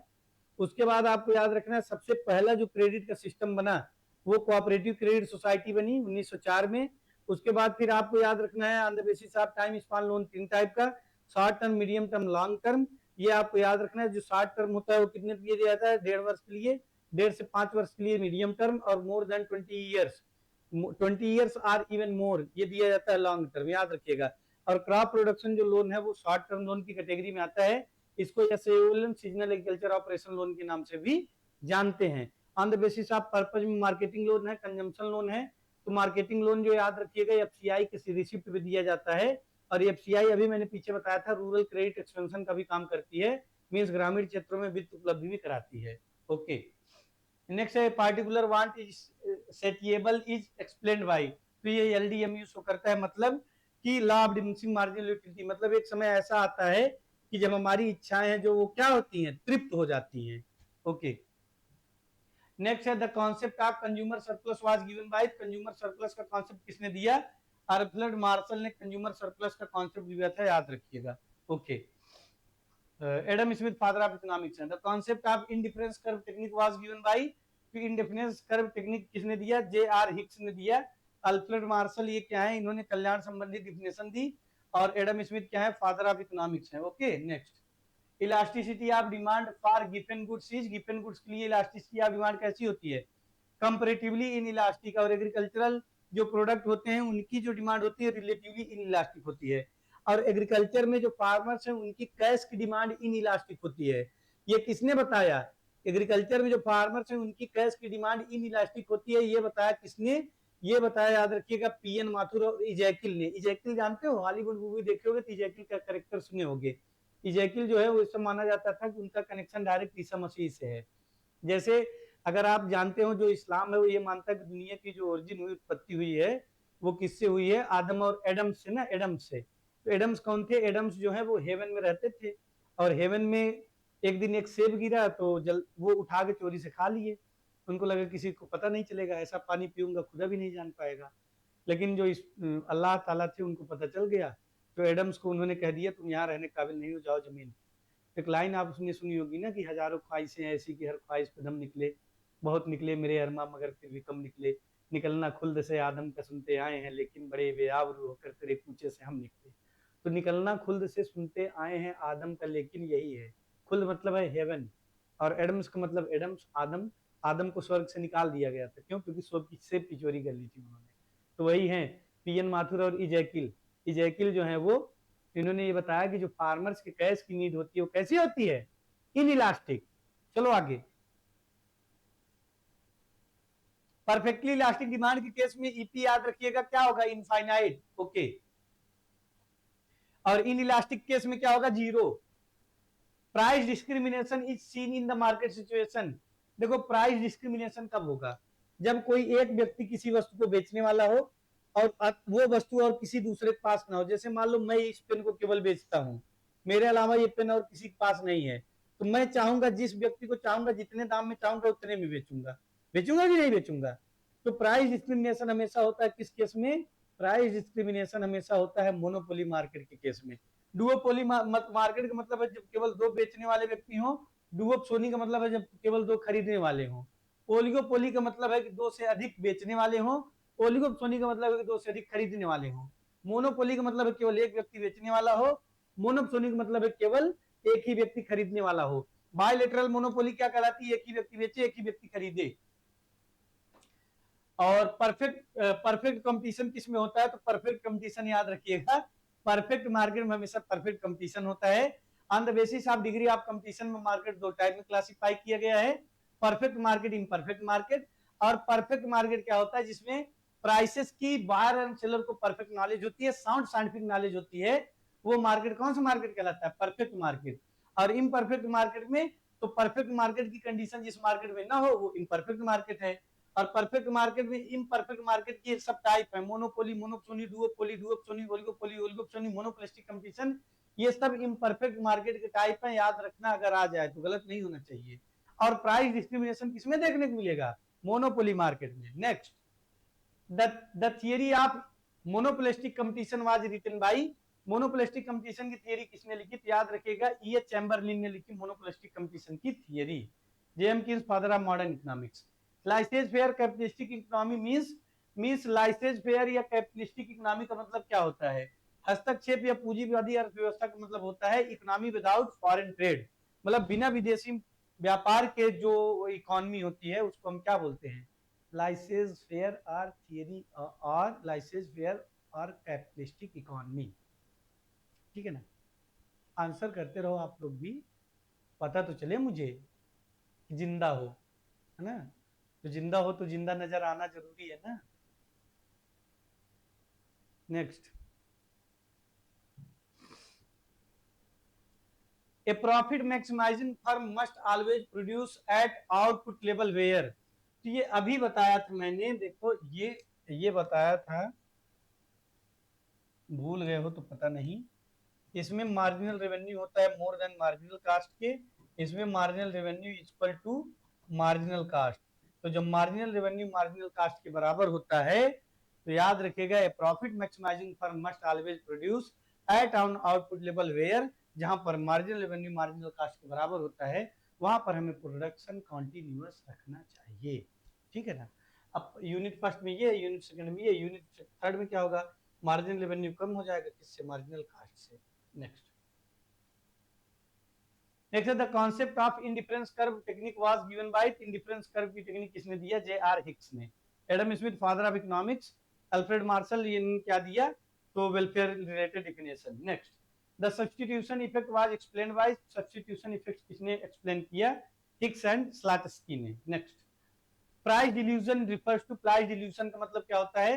प्राइस डिल्यूजन का मतलब होता है high quality goods are purchased at high prices. जैसे जब 17 प्रो लॉन्च हुआ तो लाइन लग गई लोगों की खरीदने वालों की, है ना, उसको इतना ब्रांडिंग कर दी गई है उसकी, लगता है कि बहुत हाई वैल्यू प्रोडक्ट है। तो हाई वैल्यू प्रोडक्ट जब हाई वैल्यू पे बिके तो उसको बोलते हैं प्राइस डिल्यूशन। और एक शब्द और याद रखना, price penetration. Price penetration, price penetration क्या होता है? प्राइस पेनिट्रेशन होता है जब भी कोई भी कंपनी, कोई भी फर्म किसी भी नए प्रोडक्ट को लॉन्च करता है, तो जब भी कोई कंपनी किसी भी प्रोडक्ट को, नए प्रोडक्ट को लॉन्च करती है तो वो क्या टेक्निक लगाती है? प्राइस पेनिट्रेशन की। कैसे? पाइप, जैसे मान लो आप ड्रिंकिंग वाटर की बॉटल है ना, ड्रिंकिंग वाटर की बॉटल, सपोज करो ये ड्रिंकिंग वाटर की बॉटल है, इसको कोई बना रहा है। अब ड्रिंकिंग वाटर की बॉटल की बहुत सारी कंपनी पहले से अवेलेबल है, तो फिर ये बॉटल क्यों बिकेगी? क्या रीजन हो सकता है? कैसे इसको मार्केट में लाया जाए? तो जो बनाने वाला व्यक्ति है वो टेक्निक यूज करेगा प्राइस पेनिट्रेशन। और ये है क्या? ये इसका प्राइस एकदम कर देगा लो, इसका प्राइस बिल्कुल लो कर देगा, बहुत सस्ते दाम में बेचेगा, मींस मिनिमम प्राइस पे बेचेगा। और जब मिनिमम प्राइस पे बेचेगा तो क्या होगा? जो और कंपनी की बॉटल है उनका प्राइस तो फिक्स है, तो ये भी बॉटल मार्केट में आ जाएगी। कैसे आई? प्राइस पेनिट्रेशन, मींस बहुत कम कीमतों में इसने प्रोडक्ट को लॉन्च कर दिया, लोगों के पास तक पहुंच गया, बिकने लगा, जब बिकने लगेगा धीरे धीरे प्राइस बढ़ा देगा। ये है प्राइस पेनिट्रेशन। दूसरा टर्म है प्राइस स्कीमिंग। ये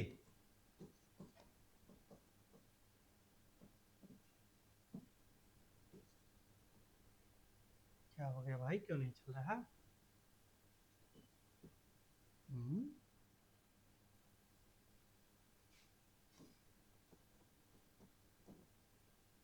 प्राइस स्कीमिंग क्या है? प्राइस स्कीमिंग है कि कस्टमर से पैसा खींचना।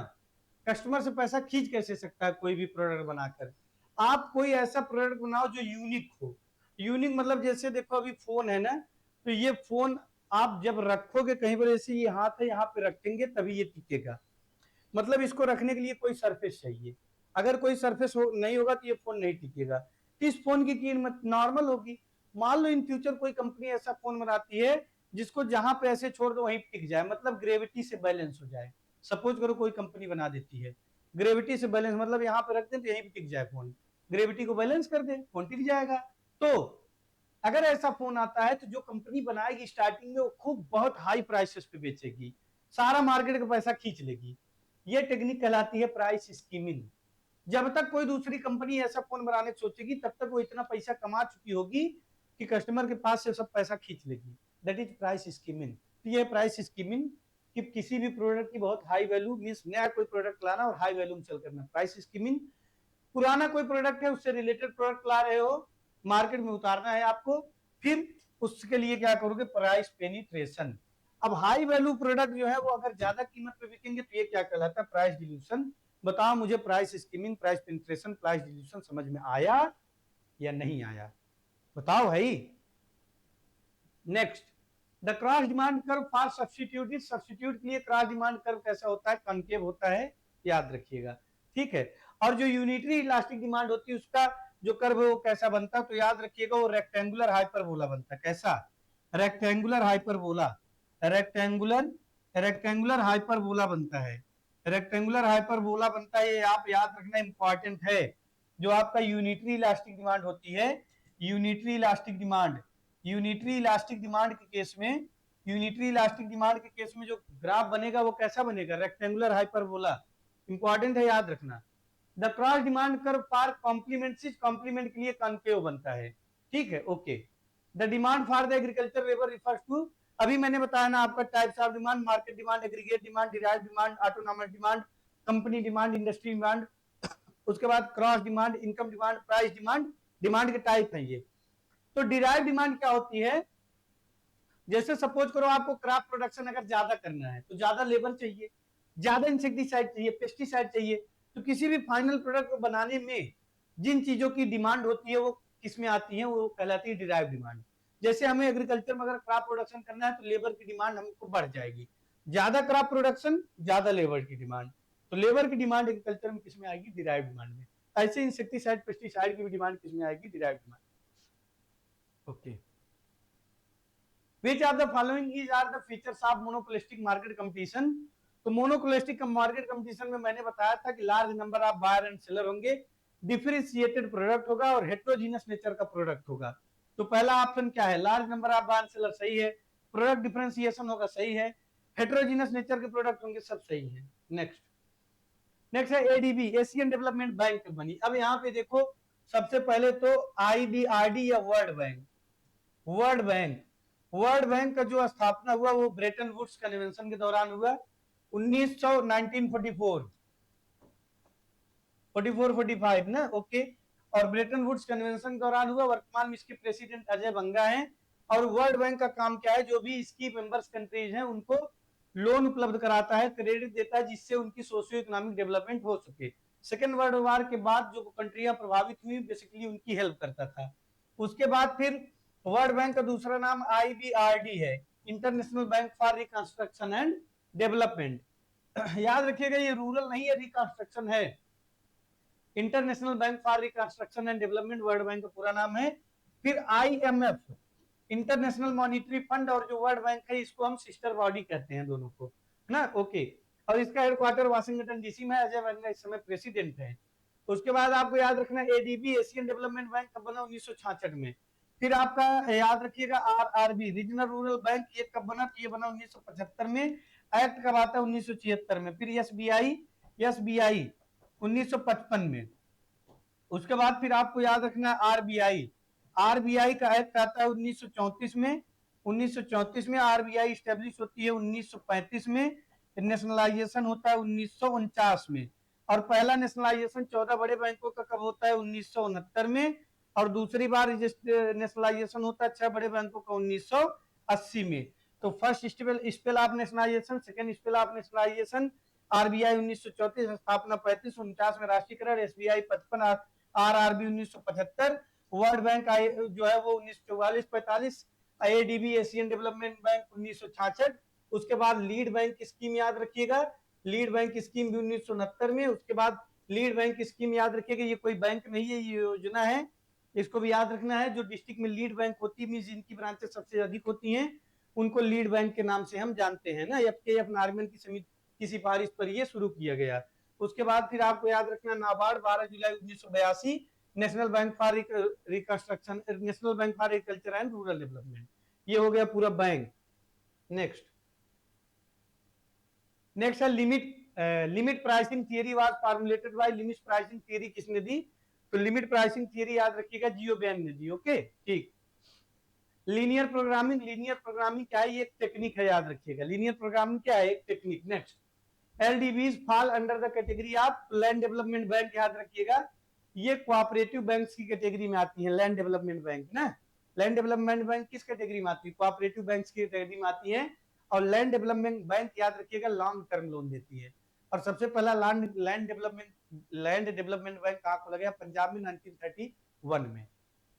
Next, liquidity preference theory of interest was proposed by, ये किसने दिया, जेएम कीन्स ने दिया, याद रखिएगा। नेक्स्ट है the substitution effect with reference to price change, मतलब प्राइस चेंज के आधार पर सब्स्टिट्यूशन इफेक्ट जो है वो क्या कहलाता है, तो याद रखिएगा इट ऑलवेज निगेटिव, मींस अगर सब्स्टिट्यूशन के आधार पर प्राइस चेंज होगा तो वो हमेशा नकारात्मक होगा, सकारात्मक नहीं होगा। The term rainy day use by Keynes is relation with, तो रेनी डे जो है वो कीन्स ने यूज किया किस रिलेशन में, प्रिकॉशनरी डिमांड के केस में टर्म यूज होता है रेनी डे। ओके, नेक्स्ट है when marginal cost equal to average cost, जब मार्जिनल कास्ट एवरेज कास्ट के बराबर होती है तो क्या होता है, पहला average cost is the minimum point, फिर है marginal cost is the minimum point, फिर है average cost is the maximum point, फिर है marginal cost is maximum point. तो मार्जिनल कास्ट जो है वो एवरेज कास्ट जो है वो मिनिमम पॉइंट होता है, ये आप याद रखिएगा, ऐसे इसका ग्राफ बनेगा।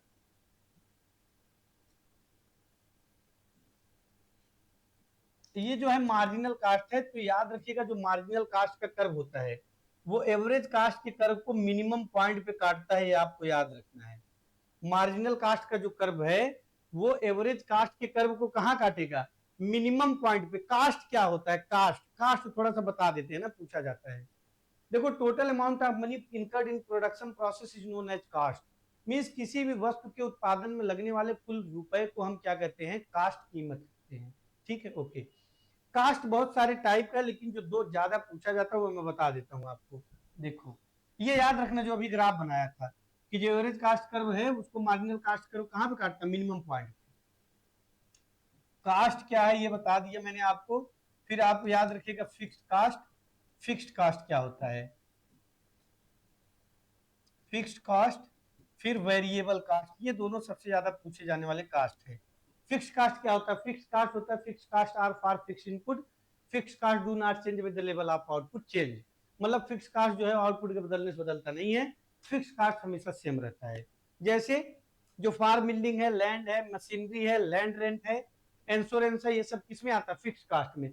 फिक्स्ड कास्ट का ग्राफ ऐसे बनता है, ये फिक्स्ड कास्ट का ग्राफ है। मीन्स लीनियर बनेगा, सीधी रेखा में बनेगा। ये एक्स एक्सिस है, ये वाई एक्सिस है। मीन्स एक्स एक्सिस के कैसे बनेगा, पैरेलल बनेगा, समानांतर बनेगा। ये फिक्स कास्ट का कर्व हो गया। वेरिएबल कास्ट का कर्व ऐसे बनता है, वेरिएबल कास्ट का कर्व इन्वर्टेड यस शेप का बनता है। याद रखना इंपॉर्टेंट है। अब मेरे पास इतना टाइम नहीं, मैं पूरा वैल्यू लिख के बना के दिखाऊंगा आपको। तो वेरिएबल कास्ट का कर्व इन्वर्टेड यस शेप का बनता है। फिक्स कास्ट का कर्व लीनियर स्ट्रेट और पैरेलल टू एक्स एक्सिस बनता है। फिक्स कास्ट को हम याद रखिएगा और किस किस नाम से जानते हैं, तो ओवरहेड कास्ट, ओवरहेड कास्ट के नाम से जानते हैं, संक कास्ट के नाम से जानते हैं, संक कास्ट के नाम से जानते हैं, अनएवॉइडेबल कास्ट के नाम से जानते हैं, अनएवॉइडेबल कास्ट। तो ओवरहेड कास्ट, संक कास्ट, अनएवॉइडेबल कास्ट के नाम से जानते हैं हम फिक्स कास्ट को।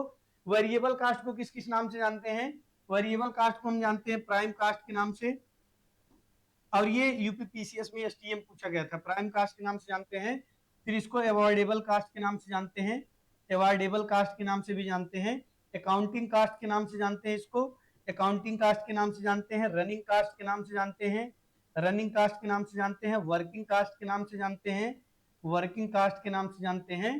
ठीक है, तो prime cost, avoidable cost, work, accounting cost, running cost और वर्किंग कास्ट, इसके नाम से जानते हैं हम किसको, वेरिएबल कास्ट को।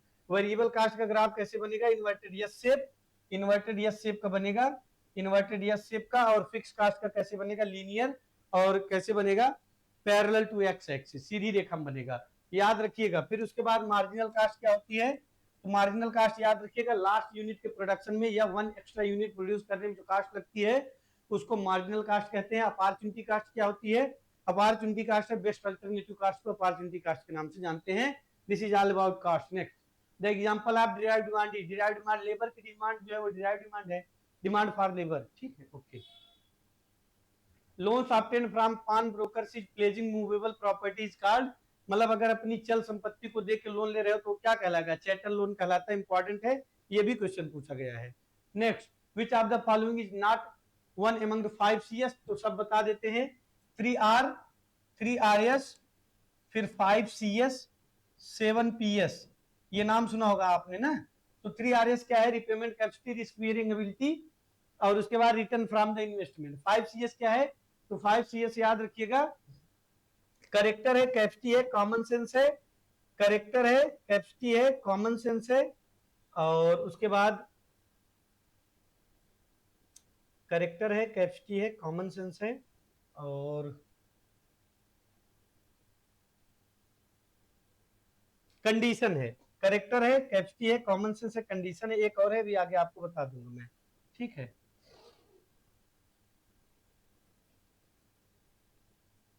विच one of the following is not one of the among 5 CS, ये लिखा तो है यार, करेक्टर, कैपेसिटी, करेक्टर है, कैपेसिटी है, कॉमन सेंस है, क्रेडिट वर्दीनेस जो है वो नहीं है। हाँ, ये याद रखिए, इंपॉर्टेंट है। क्रेडिट वर्दीनेस हमको किससे पता चलता है, तो 3RS ऑफ क्रेडिट से। 3RS ऑफ क्रेडिट से हम क्या चेक करते हैं, क्रेडिट वर्दीनेस, है ना।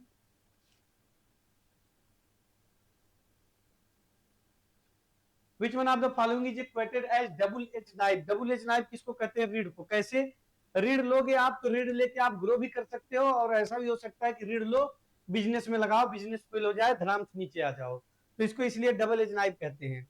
आप एक एक झटके में अर्श से फर्श पर और दूसरे झटके में फर्श से अर्श पे आ सकते हो। तो डबल एज नाइफ किसको कहते हैं, लोन को, क्रेडिट को। Crop loan scheme is recommended by, तो crop loan scheme all India rural credit survey committee ने रिकमेंड की थी और क्रैफी कार्ड कमेटी के द्वारा ही नाबार्ड की स्थापना हुई थी, ये याद रखिएगा। First cooperative credit society company 1904 में।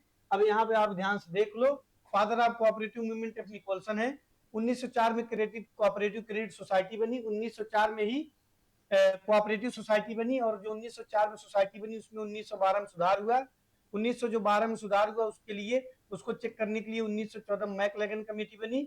मैकलेगन कमेटी ने अपनी रिपोर्ट 1915 में सबमिट की। इंडिया में जो कॉपरेशन है वो मैक रेफिसन के मॉडल पे मूव करता है, one man one vote cooperation का प्रिंसिपल है। जैसे इफको है, क्रिप्को है, एनएफएल है, अमूल है, ये सब कोऑपरेटिव के एग्जांपल हैं। IBRD, IMF, IDA and IFC are collectively known है, तो इनको वर्ल्ड बैंक ग्रुप के नाम से जाना जाता है। WTO 1995, नाबार्ड 12 जुलाई 1982, आरबीआई याद रखिएगा तो कब 1935, एक्ट आया 1934 में, नेशनलाइजेशन 1949 में। Elasticity of production in the first stage of production function, कितनी बार बताया, 3-4 बार हो गया। पहले स्टेज में ईपी की वैल्यू क्या होगी, more than 1, elasticity of production in the first stage, हाँ ठीक। दूसरे स्टेज में लेस देन 1, तीसरे स्टेज में याद रखिएगा निगेटिव वैल्यू होगी। जहां पर एमपी और एपी बराबर होंगे वहां पर 1 होगी, यहाँ पर जहां पर जो एमपीपी है नीचे चला जाएगा, यहाँ पर क्या हो जाएगी, 0 हो जाएगी। ठीक है, ये हो गया। अब देखो कौन सा सही होगा, मोर देन 1 सही होगा। ग्रेटर देन यूनिटी, यूनिटी का मतलब होता है 1, ग्रेटर देन यूनिटी, यूनिटी का मतलब, या यूनिटी का मतलब 1, ग्रेटर देन यूनिटी का मतलब 1 से अधिक। At break-even point in a production program, an economist advise the farmers, तो इसको एडवाइस यही देगा कि आपको प्रोडक्शन रोकना नहीं है, चलते देना है ना। Okay, next, in production function when MPP is less than APP, ये बताया था आपको। देखो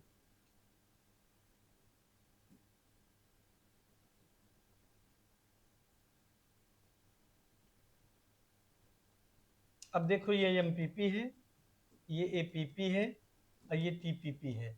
अब आप देखो क्वेश्चन क्या है, इन production function when MPP is more then APP, मतलब एमपीपी एपीपी से अधिक हो, तो यहां तक अधिक है, तो फिर क्या पूछ रहा है, तो क्या होगा, एपीपी इंक्रीज करेगा या एपीपी डिक्रीज करेगा, एपीपी कांस्टेंट रहेगा, एपीपी मैक्सिमम रहेगा, एपीपी इंक्रीज करेगा। ध्यान से देखो इधर, क्वेश्चन ये पूछ रहा है कि जब एमपीपी कम होगा एपीपी से, जब एमपीपी क्या होगा, कम होगा एपीपी से, तो एपीपी क्या करेगा, तो एपीपी देख रहे हो क्या हो रहा है, एपीपी जो है वो, एक मिनट रुकिएगा, in production function when MPP is less than APP, then APP क्या करेगा, एपीपी भी डिक्रीज करेगा भाई, एपीपी भी डिक्रीज करेगा। यस, देखो कैसे डिक्रीज करेगा, ये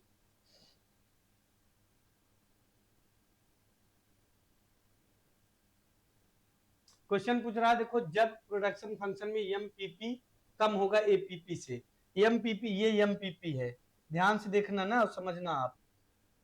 क्वेश्चन कर रहा है जब एमपीपी कम होगा एपीपी से, एमपीपी यहां तक तो एपीपी से कम है नहीं, इसके बाद से कम होना शुरू हुआ है, तो जब एमपीपी कम होना शुरू हो रहा है तो फिर एपीपी भी तो कम होना शुरू हो रहा है, तो क्या होगा, जब एमपीपी कम होगा तो एपीपी भी घटेगा। Okay, in zone first production function means, zone first में क्या होगा, तो जोन फर्स्ट में देखो मैंने बताया ना, मार्जिनल रेवेन्यू मार्जिनल कास्ट से अधिक होगा। ये है देखो आपका, ये जोन सेकंड का है, ये जोन फर्स्ट का है, और ये जोन थर्ड का है। जोन थर्ड में मार्जिनल रेवेन्यू कब होगा, मार्जिनल कास्ट से। जोन फर्स्ट में मार्जिनल रेवेन्यू अधिक होगा मार्जिनल कास्ट से। जोन थर्ड में मार्जिनल रेवेन्यू बराबर होगा मार्जिनल कास्ट के। तो किस में पूछा है, जोन फर्स्ट में, तो कौन सा, बी ऑप्शन सही है। बताओ यहाँ तक कोई डाउट, समझ में आ रही है चीजें, जल्दी जल्दी आप आंसर करते जाओ, अपनी तैयारी को देखो कितनी तैयारी है आपकी। Next, fix cost are also called as, तो फिक्स कास्ट को ओवरहेड कास्ट कहते हैं, अभी बताया मैंने आपको। Production possibility curve is also known है, तो प्रोडक्शन पॉसिबिलिटी कर्व को आइसो रिसोर्स कर्व के नाम से जानते हैं। Next, the opportunity cost will introduce by, तो अपॉर्चुनिटी कास्ट का कॉन्सेप्ट किसने दिया, जेएस मिल्स ने। The production possibility curve for supplementary product is, supplementary product के लिए प्रोडक्शन पॉसिबिलिटी कर्व कैसा होता है, तो याद रखिएगा उसके लिए होता है लीनियर, मतलब ऐसे बनेगा। ठीक है, next, average fix cost, average fix cost क्या है, remains the same whatever the level of output, फिर है इंक्रीजेज एज आउटपुट इंक्रीजेज, फिर डिक्रीजेज एज आउटपुट इंक्रीजेज। तो एवरेज कास्ट कर्व डिक्रीज करती है जब आउटपुट इंक्रीज करता है। Next, all the cost curve are U shape except, अभी मैंने बताया था कि देखो जो एवरेज वेरिएबल कास्ट होगा यू शेप होगा, एवरेज मार्जिनल कास्ट भी यू शेप होगी, एवरेज कास्ट भी जो है वो आपका यू शेप होगा, कौन नहीं होगा, केवल एवरेज फिक्स कास्ट। तो एवरेज फिक्स कास्ट का ग्राफ कैसे बनेगा, इसका बनेगा ऐसे लीनियर, है ना। बाकी एवरेज जो वेरिएबल कास्ट इसका भी यू शेप, एवरेज कास्ट का भी यू शेप, मार्जिनल कास्ट का भी यू शेप। और मार्जिनल कास्ट जो है वो एवरेज कास्ट के कर्व को मिनिमम पॉइंट पे काटती है, इसको भी आपको याद रखना है। Next, unit of last utility of last unit is called, अभी बताया utility of last unit, last unit की यूटिलिटी को मार्जिनल यूटिलिटी के नाम से जानते हैं। यूटिलिटी का टाइप बता देता हूँ ना, इंपॉर्टेंट है। यूटिलिटी क्या है, want satisfying power of a goods is known as utility, मतलब किसी भी वस्तु में ऐसी क्षमता हो जो आपके वांट्स को सेटिस्फाई कर दे, तो वो यूटिलिटी है। यूटिलिटी मुख्य रूप से चार टाइप की, कौन कौन सी, number one form utility, number two place utility, number two possession utility, और नंबर थ्री कौन सा है, टाइम प्लेस फॉर्म और टाइम यूटिलिटी। तो स्टोरेज से क्रिएट होती है टाइम यूटिलिटी, ओनरशिप से क्रिएट होती है, याद रखिएगा, पोसेशन यूटिलिटी, ट्रांसपोर्टेशन से क्रिएट होती है प्लेस यूटिलिटी, प्रोसेसिंग से क्रिएट होती है, याद रखिएगा, प्रोसेसिंग फंक्शन से क्रिएट होती है आपकी फार्म यूटिलिटी। मतलब अगर आप किसी भी प्रोडक्ट का रूप बदल देंगे उसकी उपयोगिता बढ़ जाएगी, प्लेस बदल देंगे उपयोगिता बढ़ जाएगी, मालिक बदल देंगे उपयोगिता बढ़ जाएगी, समय बदल देंगे उपयोगिता बढ़ जाएगी। जैसे देखो टाइम की यूटिलिटी कैसे है, पहले फार्म सोचो, अगर आप गेहूं का दाना उसको क्रश करके फ्लोर बनाते हो, व्हीट से व्हीट फ्लोर, तो व्हीट की यूटिलिटी ज्यादा है कि व्हीट फ्लोर की, बताओ किसकी ज्यादा है, व्हीट फ्लोर की ना। ऐसे ही मस्टर्ड सीड की यूटिलिटी ज्यादा है या मस्टर्ड ऑयल की, या ऐसे ही पोटैटो की यूटिलिटी ज्यादा है या पोटैटो चिप्स की। तो रूप बदलने से उपयोगिता बढ़ जाती है। दूसरा प्लेस, अगर आप सेब को हिमाचल में बेचोगे कम प्राइस में बिकेगा, वही बिहार, बंगाल, छत्तीसगढ़, उड़ीसा, झारखंड, उत्तर प्रदेश, मध्य प्रदेश में बेचोगे ज्यादा पैसे में बिकेगा। क्यों, क्योंकि यहाँ पे प्रोडक्शन एम्पल मात्रा में है, ट्रांसपोर्टेशन से आपने यूटिलिटी चेंज कर दी। पोजीशन कैसे, जैसे मान लो आपके पास कोई खेत है, तो किसान के पास खेत की वैल्यू कम है, लेकिन अगर वही जो फील्ड है वो रियल एस्टेट का बिजनेसमैन ले लेता है और 10, 15, 25 फ्लोर की बिल्डिंग टांग देता है उस पर, तो फिर इस फील्ड की यूटिलिटी बढ़ जाएगी। ऐसे ही दूसरा एग्जाम्पल है, कपड़े के व्यापारी के पास अगर सीड हो तो उसकी कोई यूटिलिटी है नहीं है, वही सीड अगर मान लो चला जाए कहाँ, किसान के पास, तो सीड की यूटिलिटी बढ़ जाएगी या नहीं। ओके, उसके बाद फिर टाइम यूटिलिटी मीन समय के साथ भी उपयोगिता घटती बढ़ती है। जैसे ठंडियों में कोल्ड ड्रिंक, आइसक्रीम की यूटिलिटी क्या होती है, कम हो जाती है, लेकिन गर्मी आती है तो कोल्ड ड्रिंक और आइसक्रीम की यूटिलिटी बढ़ जाती है। अब शुरू कर दोगे आप अभी कुछ दिन बाद। Next, rent is the price paid for the use of land, who said, मतलब किसने कहा कि रेंट जो है वो प्राइस है जिसको आप जमीन के इस्तेमाल करने के लिए देते हो, ये कहा रिकार्डो ने। Next, the fixing of support price for food grain with in the country is based on, तो एवरेज कास्ट ऑफ प्रोडक्शन के आधार पर एमएसपी दिया जाता है। नेक्स्ट, 22 फसलें हैं और एक पे FRP, the principle of taxation was given bye, तो टैक्सेशन प्रिंसिपल एडम स्मिथ ने दिया था। नेक्स्ट है the quantity of produce available for sale after meeting the family measurement is called, तो ये याद रखिएगा, इसको बता देता हूं। देखो एक शब्द है प्रोड्यूसर एक शब्द है आपका प्रोड्यूसर सरप्लस, ध्यान से सुनना। प्रोड्यूसर सरप्लस दो टाइप होता है, मार्केटेबल सरप्लस और दूसरा मार्केटेड सरप्लस। मान लो आपने 100 केजी गेहूं उगाया, 100 केजी में से आपका 40 किलो गेहूं आपकी रिक्वायरमेंट है कि 40 केजी आपको साल भर के लिए चाहिए, बचा आपके पास कितना, 60, तो 60 आप बेचोगे ना बाजार में, तो उत्पाद की वह मात्रा जो बेचने के लिए आप सोचोगे वो मार्केटेबल सरप्लस है। अब 60 है तो चाहे आप क्या करो, 60 पूरा बेच दो, इधर है मार्केटेबल सरप्लस और इधर है मार्केटेड। अब 60 मार्केटेबल है तो 60 का 60 आप पूरा बेच सकते हो, या 60 मार्केटेबल है आप चाहो तो 50 ही बेचो, 10 रख लो। अब 60 मार्केटेबल है तो ऐसा भी हो सकता है 70 बेचो, क्या 70 बेच सकते हो, बताओ, बोलो, बेच सकते हो 70? 70 बेच सकते हो बताओ? नहीं, क्यों नहीं बेच सकते? बिल्कुल बेच सकते हो। कैसे बेचोगे? 10 क्विंटल यहाँ से उठा के लेके आओगे, यहाँ से 10 क्विंटल, और फिर क्या करोगे? इसको 70 कर दोगे। कैसे? आप बोलोगे सर अभी कह रहे हो तो रखेंगे खाने के लिए, रिक्वायरमेंट पूरी करने के लिए, कैसे बेचेंगे? बेचोगे आप, कैसे बेचोगे जानते हो? जब कभी आप स्ट्रेस कंडीशन में आओगे, जब कभी आप डिस्ट्रेस कंडीशन में आओगे, फोर्सफुली बेचोगे। जैसे मान लो कोई पार्टी फंक्शन पड़ गया, कोई शादी पड़ गई, कोई आपके यहाँ ओकेजन पड़ गया, कोई इंसिडेंट घटना दुर्घटना हो गई, तो पैसा कहाँ से आएगा? बेचना पड़ेगा। तो याद रखिएगा, जब किसान का जो मार्केटेबल सरप्लस है वो कम रहे और मार्केटेड ज्यादा हो जाए, मतलब when marketed surplus is more than marketable surplus, that condition is known as forced sale और ORR डिस्ट्रेस सेल। तो इस कंडीशन को फोर्स सेल या डिस्ट्रेस सेल के नाम से जानते हैं। मतलब जब मार्केटेड सरप्लस अधिक हो जाए, मार्केटेबल रहे कम, that condition will known as, उसको क्या जाना जाएगा, किस नाम से? फोर्स्ड सेल और डिस्ट्रेस सेल के नाम से जानेंगे। बोलो क्लियर है? ओके, ये दो टाइप का होता है, क्लियर है? Marketable, marketed. जो आप बेचने के लिए सोचोगे वो क्या है? मार्केटेबल। और जब बाजार में बेच दोगे तो क्या हो जाएगा? मार्केटेड। जब बाजार में बेच दोगे तो क्या हो जाएगा? बाजार में बेच दोगे तो हो जाएगा मार्केटेड। सोच रहे हो बेचने के लिए तो मार्केटेबल। मतलब क्वांटिटी आप produce that a farmer actually willing to sell in the market, means बाजार में जिसको बेचने के लिए सोच रहा है वो मार्केटेबल है, और जिसको बेच देगा, एक्चुअली सोल्ड आउट कर देगा, वो है मार्केटेड। समझ में आ गया होगा मार्केटेबल और मार्केटेड। अब देखो यहीं पे पीएन माथुर एक साइंटिस्ट हुए, पीएन माथुर और इजैकिल, पीएन माथुर और इजैकिल ने कहा कि मार्केटेड सरप्लस और प्राइस के बीच में होता है कैसा रिलेशन? निगेटिव। लेकिन एक साइंटिस्ट आए दूसरे, वो कौन से थे? तो कृष्णा और दंडेकर, कृष्णा एंड कृष्णा और दंडेकर। कृष्णा और दंडेकर ने क्या कहा? कृष्णा और दंडेकर ने कहा प्राइस और मार्केटेबल सरप्लस के बीच में, मार्केटेड सरप्लस के बीच में होता है रिलेशन कैसा? पॉजिटिव।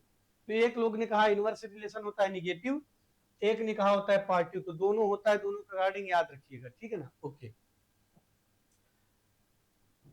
नेक्स्ट है अपॉर्चुनिटी कास्ट कीजिए। तो बेस्ट अल्टरनेटिव कास्ट जो होती है उसी को अपॉर्चुनिटी कास्ट बोलते हैं। Which cost has the tendency of continuous decrease with the increasing the level of output? Output बढ़ेगा तो क्या होगी? एवरेज फिक्स कास्ट क्या होगी? एवरेज फिक्स कास्ट याद रखिएगा, वो घटने लगे, बढ़ने लगेगी, सॉरी घटने लगेगी ना। Next, in the long run में सारे रिसोर्स याद रखिएगा वेरिएबल होते हैं। लॉन्ग रन में कोई रिसोर्स फिक्स नहीं रह जाता, ये याद रखिएगा, इंपॉर्टेंट है। लॉन्ग रन में सारे रिसोर्स हो जाते हैं वेरिएबल। जैसे सीड है, फर्टिलाइजर है, पेस्टिसाइड, इंसेक्टिसाइड, लेबर, इरिगेशन, ये वेरिएबल रिसोर्स हैं। लेकिन फिक्स रिसोर्स में क्या है? फार्म बिल्डिंग है, मशीनरी है ना, ये क्या है? Fix resource. लेकिन लॉन्ग रन में सारे रिसोर्स वेरिएबल हो जाते हैं। Next, if a quantity of commodity demanded does not change when the price change, the demand curve is, मतलब किसी भी वस्तु की अगर जो क्वांटिटी है वो चेंज नहीं होती है, इवन प्राइस चेंज होता फिर भी नहीं चेंज होती है, तो फिर जो कर्व का स्लोप होगा वो कैसा होगा? तो वर्टिकल होगा। अभी मैंने आपको बताया था, ये ऐसा कर्व बनेगा। और ये डिमांड किस टाइप की होगी? तो परफेक्टली इन इलास्टिक डिमांड। ये डिमांड ईपी की वैल्यू यहाँ कितनी होगी? 0, है ना। और याद रखिएगा ये इसेंशियल जो गुड्स होती हैं उनके लिए ये होता है। जैसे मेडिकल्स की जो लाइफ सेविंग वस्तुएं होती है उनकी जो डिमांड है वो परफेक्टली इन इलास्टिक होती। मतलब जैसे मान लो एक टैबलेट आपको पैरासीटामॉल लेनी है और वो मिल रही है 100 रुपए की, सपोज करो, है ना। मान लो 10 टैबलेट लेनी है आपको और 100 रुपए की मिल रही है ना। अब मान लो यही 10 टैबलेट, मतलब एक टैबलेट कितने की मिली? 10 रुपए की। अब सपोज करो एक टैबलेट 1 रुपए की मिलने लगे, तो क्या आप 1000 टैबलेट ले लोगे? नहीं लोगे। और ऐसा भी है कि मान लो एक टैबलेट 100 रुपए की मिलने लगे, तब भी आप 100 ही लोगे। ऐसा नहीं कि एक टैबलेट 100 रुपए की मिले तो आप एक ही ले लोगे बस। तो जितनी जरूरत है उतनी ही लोगे। लोगे कि नहीं? लोगे या नहीं लोगे? तो लाइफ सेविंग जो गुड्स होती है उनके केस में डिमांड कैसी होती है? Perfectly elastic. और इनका ग्राफ कैसे बनेगा? वर्टिकल। क्लियर हुआ कि नहीं बताओ जरा? A profit maximizing firm should use input up to the level of, means एक प्रॉफिट मैक्सिमाइजिंग फर्म जो है वो इनपुट कब तक यूज करता है? यही मार्जिनल कॉस्ट, जब मार्जिनल रेवेन्यू बराबर हो जाता है तब तक इनपुट यूज करता है। द डिसीजन टू इंक्रीज और decrease tariffs on imports and export is taken by, ये मिनिस्ट्री ऑफ जो कॉमर्स होती है वो निर्णय लेती है कि कितना टैरिफ्स लगाना है, कितना घटाना है। A statement giving an estimate of all the farm receipt and expense to be incurred for agriculture years is known as, तो ये इसको क्या कहते हैं, इसको याद रखिएगा, मीन्स कृषि वर्ष के लिए सभी कृषि प्राप्तियों और व्यय का अनुमान देने वाले एक विवरण को किस रूप में जाना जाता है, इसको हम फार्म बजट कहते हैं। और फार्म बजटिंग जो है वो 3 टाइप की होती है। ये क्वेश्चन पूछा गया कि फार्म बजटिंग कितनी टाइप की होती है, 3 टाइप की, क्या क्या? तो पहला है, आप याद रखिएगा, partial farm budgeting, complete farm budgeting और इंटरप्राइज बजटिंग। 3 टाइप की फार्म बजटिंग होती है। अगर हमें कोई नई वैरायटी इंट्रोड्यूस करनी है फार्म पे, तो उसके लिए हम पार्शियल फार्म बजटिंग करते हैं। पूरा फार्म नया डिजाइन करना है तो कंप्लीट फार्म बजटिंग करते हैं। Next, for the investment of the capital in the enterprise the farmer should follow the principle of, तो कौन सा प्रिंसिपल? कंपैरेटिव एडवांटेज का प्रिंसिपल फॉलो करेगा। मतलब क्या है, जैसे मान लो एक इंटरप्राइज ये है, तो जो जो व्यक्ति इन्वेस्ट कर रहा है वो ये देखेगा कि इसमें 1 रुपया इन्वेस्ट कर रहे हैं तो कितना मिल रहा है। मान लो इसमें 1 रुपया इन्वेस्ट किए तो 2 रुपए मिला, यहाँ 1 रुपया इन्वेस्ट किए तो यहाँ मिला 2.5 मीन्स 2.5 रुपए। तो हम यहाँ करेंगे इन्वेस्टमेंट, यहाँ नहीं करेंगे। कॉम्परेटिव एडवांटेज देखेगा कि कहाँ पे इन्वेस्टमेंट करने से रिटर्न ज्यादा मिल रहा है। Next, cross elasticity of demand between two perfectly substitute will be, तो जो 2 परफेक्ट सब्स्टिट्यूट गुड्स होंगे उनके लिए क्रॉस इलास्टिसिटी ऑफ डिमांड क्या होगी? इनफाइनाइट। और हमेशा याद रखिएगा क्रॉस इलास्टिसिटी ऑफ डिमांड हमेशा सब्स्टिट्यूट गुड्स के केस में होती है।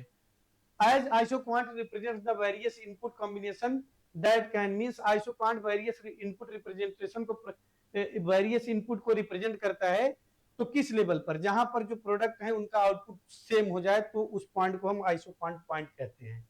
In case of constant marginal rate of substitution between two inputs, the slope of product continuously will be, मतलब 2 आदानों के बीच में प्रतिस्थापन की निरंतरता सीमा दर के मामले में उत्पाद प्रकृति की ढलान को क्या कहेंगे?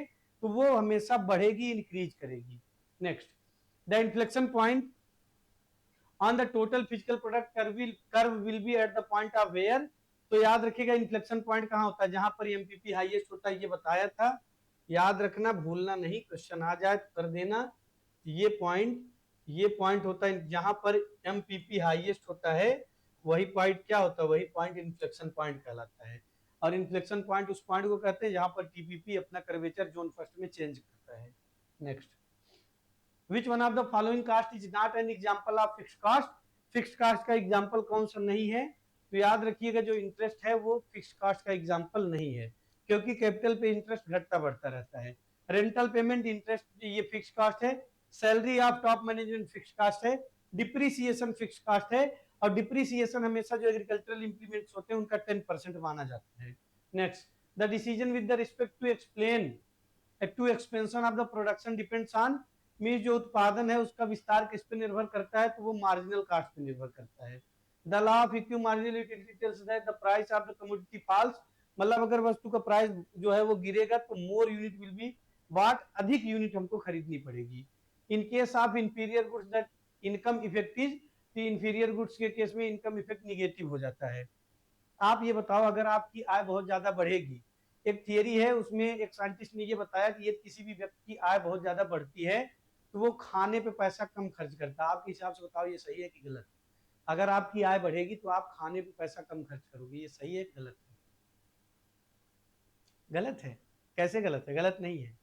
अगर आपकी इनकम बहुत ज्यादा बढ़ती है तो आप खाने पे पैसा कम खर्च करोगे, पैसा इन्वेस्ट करोगे, कार लोगे, बंगला लोगे, घर बनवाओगे, जमीन खरीदोगे, गोल्ड लोगे।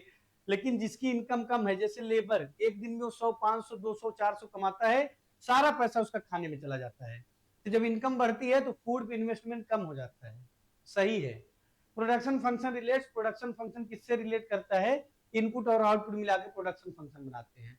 Bank rate is that rate on which RBI gives loan to, तो कॉमर्शियल बैंक को जो आरबीआई लोन देती है उसको बैंक रेट कहते हैं, है ना। Which one of the following is not the preview of WTO agreement on agriculture, तो डब्ल्यूटीओ का जो एग्रीमेंट है एग्रीकल्चर पे वो लेबर ला जो है उस समझौते के दायरे में नहीं आता है। Next, return to scale refers to the change in, तो रिटर्न टू स्केल का मतलब है कि सभी फैक्टर में चेंज हो तो रिटर्न टू स्केल कहते हैं। Which one of the following is a tertiary function of marketing, तो मार्केटिंग टर्टरी फंक्शन है इंश्योरेंस, याद रखिएगा कोल्स और उल्स ने मार्केटिंग का फंक्शन दिया और मार्केटिंग के फंक्शंस को जो कोल्स और उल्स हैं उन्होंने भी 4 टाइप में बांटा। तो हर साइंटिस्ट ने 2-3 टाइप में बांटा, ये याद रखिए ना, पूछा नहीं जाता है वैसे ये। The equilibrium level of output for the pure monopolistic is where. तो the equilibrium level of output for the pure monopolistic is where mean शुद्ध एकाधिकार के लिए उत्पादन का संतुलन स्तर वह होगा जहां पर मार्जिनल कॉस्ट मार्जिनल रेवेन्यू के बराबर आ जाएंगे। Which one of the following is the indirect way to regulating both volume and direction of credit among the financial institutions in India by RBI to control inflation in the economy? तो क्या करता है याद रखिएगा, bank rate तय करता है जिससे क्या होता है, इन्फ्लेशन कम होता है। देखो आरबीआई अगर सस्ते दर पे मान लो कर्ज देना शुरू कर दे तो एकाएक इन्फ्लेशन में महंगाई बढ़ जाएगी। कैसे? सस्ते दर पे कर्ज देगा, सब लोग कर्ज दे लेंगे, सबकी जेब में पैसा होगा, सबके पास परचेजिंग पावर होगी, सब लोग वस्तुओं को खरीदेंगे, महंगाई ऑटोमेटिकली बढ़ जाएगी। तो बैंक रेट के थ्रू क्या करता है आरबीआई, इन्फ्लेशन को कंट्रोल करता है। मार्जिनल कॉस्ट लीजिए, मार्जिनल कॉस्ट क्या होता है, तो मार्जिनल कॉस्ट याद रखिएगा inversely related to marginal product, mean marginal cost marginal product से इनवर्सली रिलेट करता है, मीन उल्टा रिलेट करता है। Income elasticity of demand measure, तो इनकम इलास्टिसिटी ऑफ डिमांड क्या मेजर करता है, मैं तीनों बता देता हूँ। इनकम इलास्टिसिटी ऑफ डिमांड ये मेजर करता है इनकम के बढ़ने से डिमांड घट बढ़ जाती है। प्राइस इलास्टिसिटी ये मेजर करता है प्राइस के घटने से डिमांड घट बढ़ जाती है। क्रॉस इलास्टिसिटी ऑफ डिमांड ये मेजर करता है कि एक वस्तु के प्राइस में घटने बढ़ने से दूसरे वस्तु की डिमांड घट बढ़ जाती है। Next, that's all about economics. आज की क्लास यहीं पे समाप्त होती है। देखो मैं जानता हूं कि मैंने बहुत फास्ट पढ़ाया है और फास्ट पढ़ाने का रीजन ये है कि समय बहुत कम था, है ना, तय समय में मुझे अपने सब्जेक्ट को पूरा करना था। मैंने अपनी तरफ से पूरी कोशिश की, मुझे पता है मैंने फास्ट पढ़ाया है और रीजन यही है टाइम की लिमिटेशन। मुझे उम्मीद है आप समय की जो सीमाएं हैं उसको समझेंगे, है ना। एक दो बार आप रिवाइज करेंगे तो निश्चित रूप से आपको समझ में आएगा यदि आपने पढ़ा होगा ना। उम्मीद है चीज़ों को आपको समझ में आई होंगी। और पढ़ते रहिए, व्यस्त रहिए, मस्त रहिए। जिंदगी को बनाना चाहते हैं अगर तो पढ़ाई के पीछे आप लगे रहिए, मीन्स पढ़ाई जारी रखिए।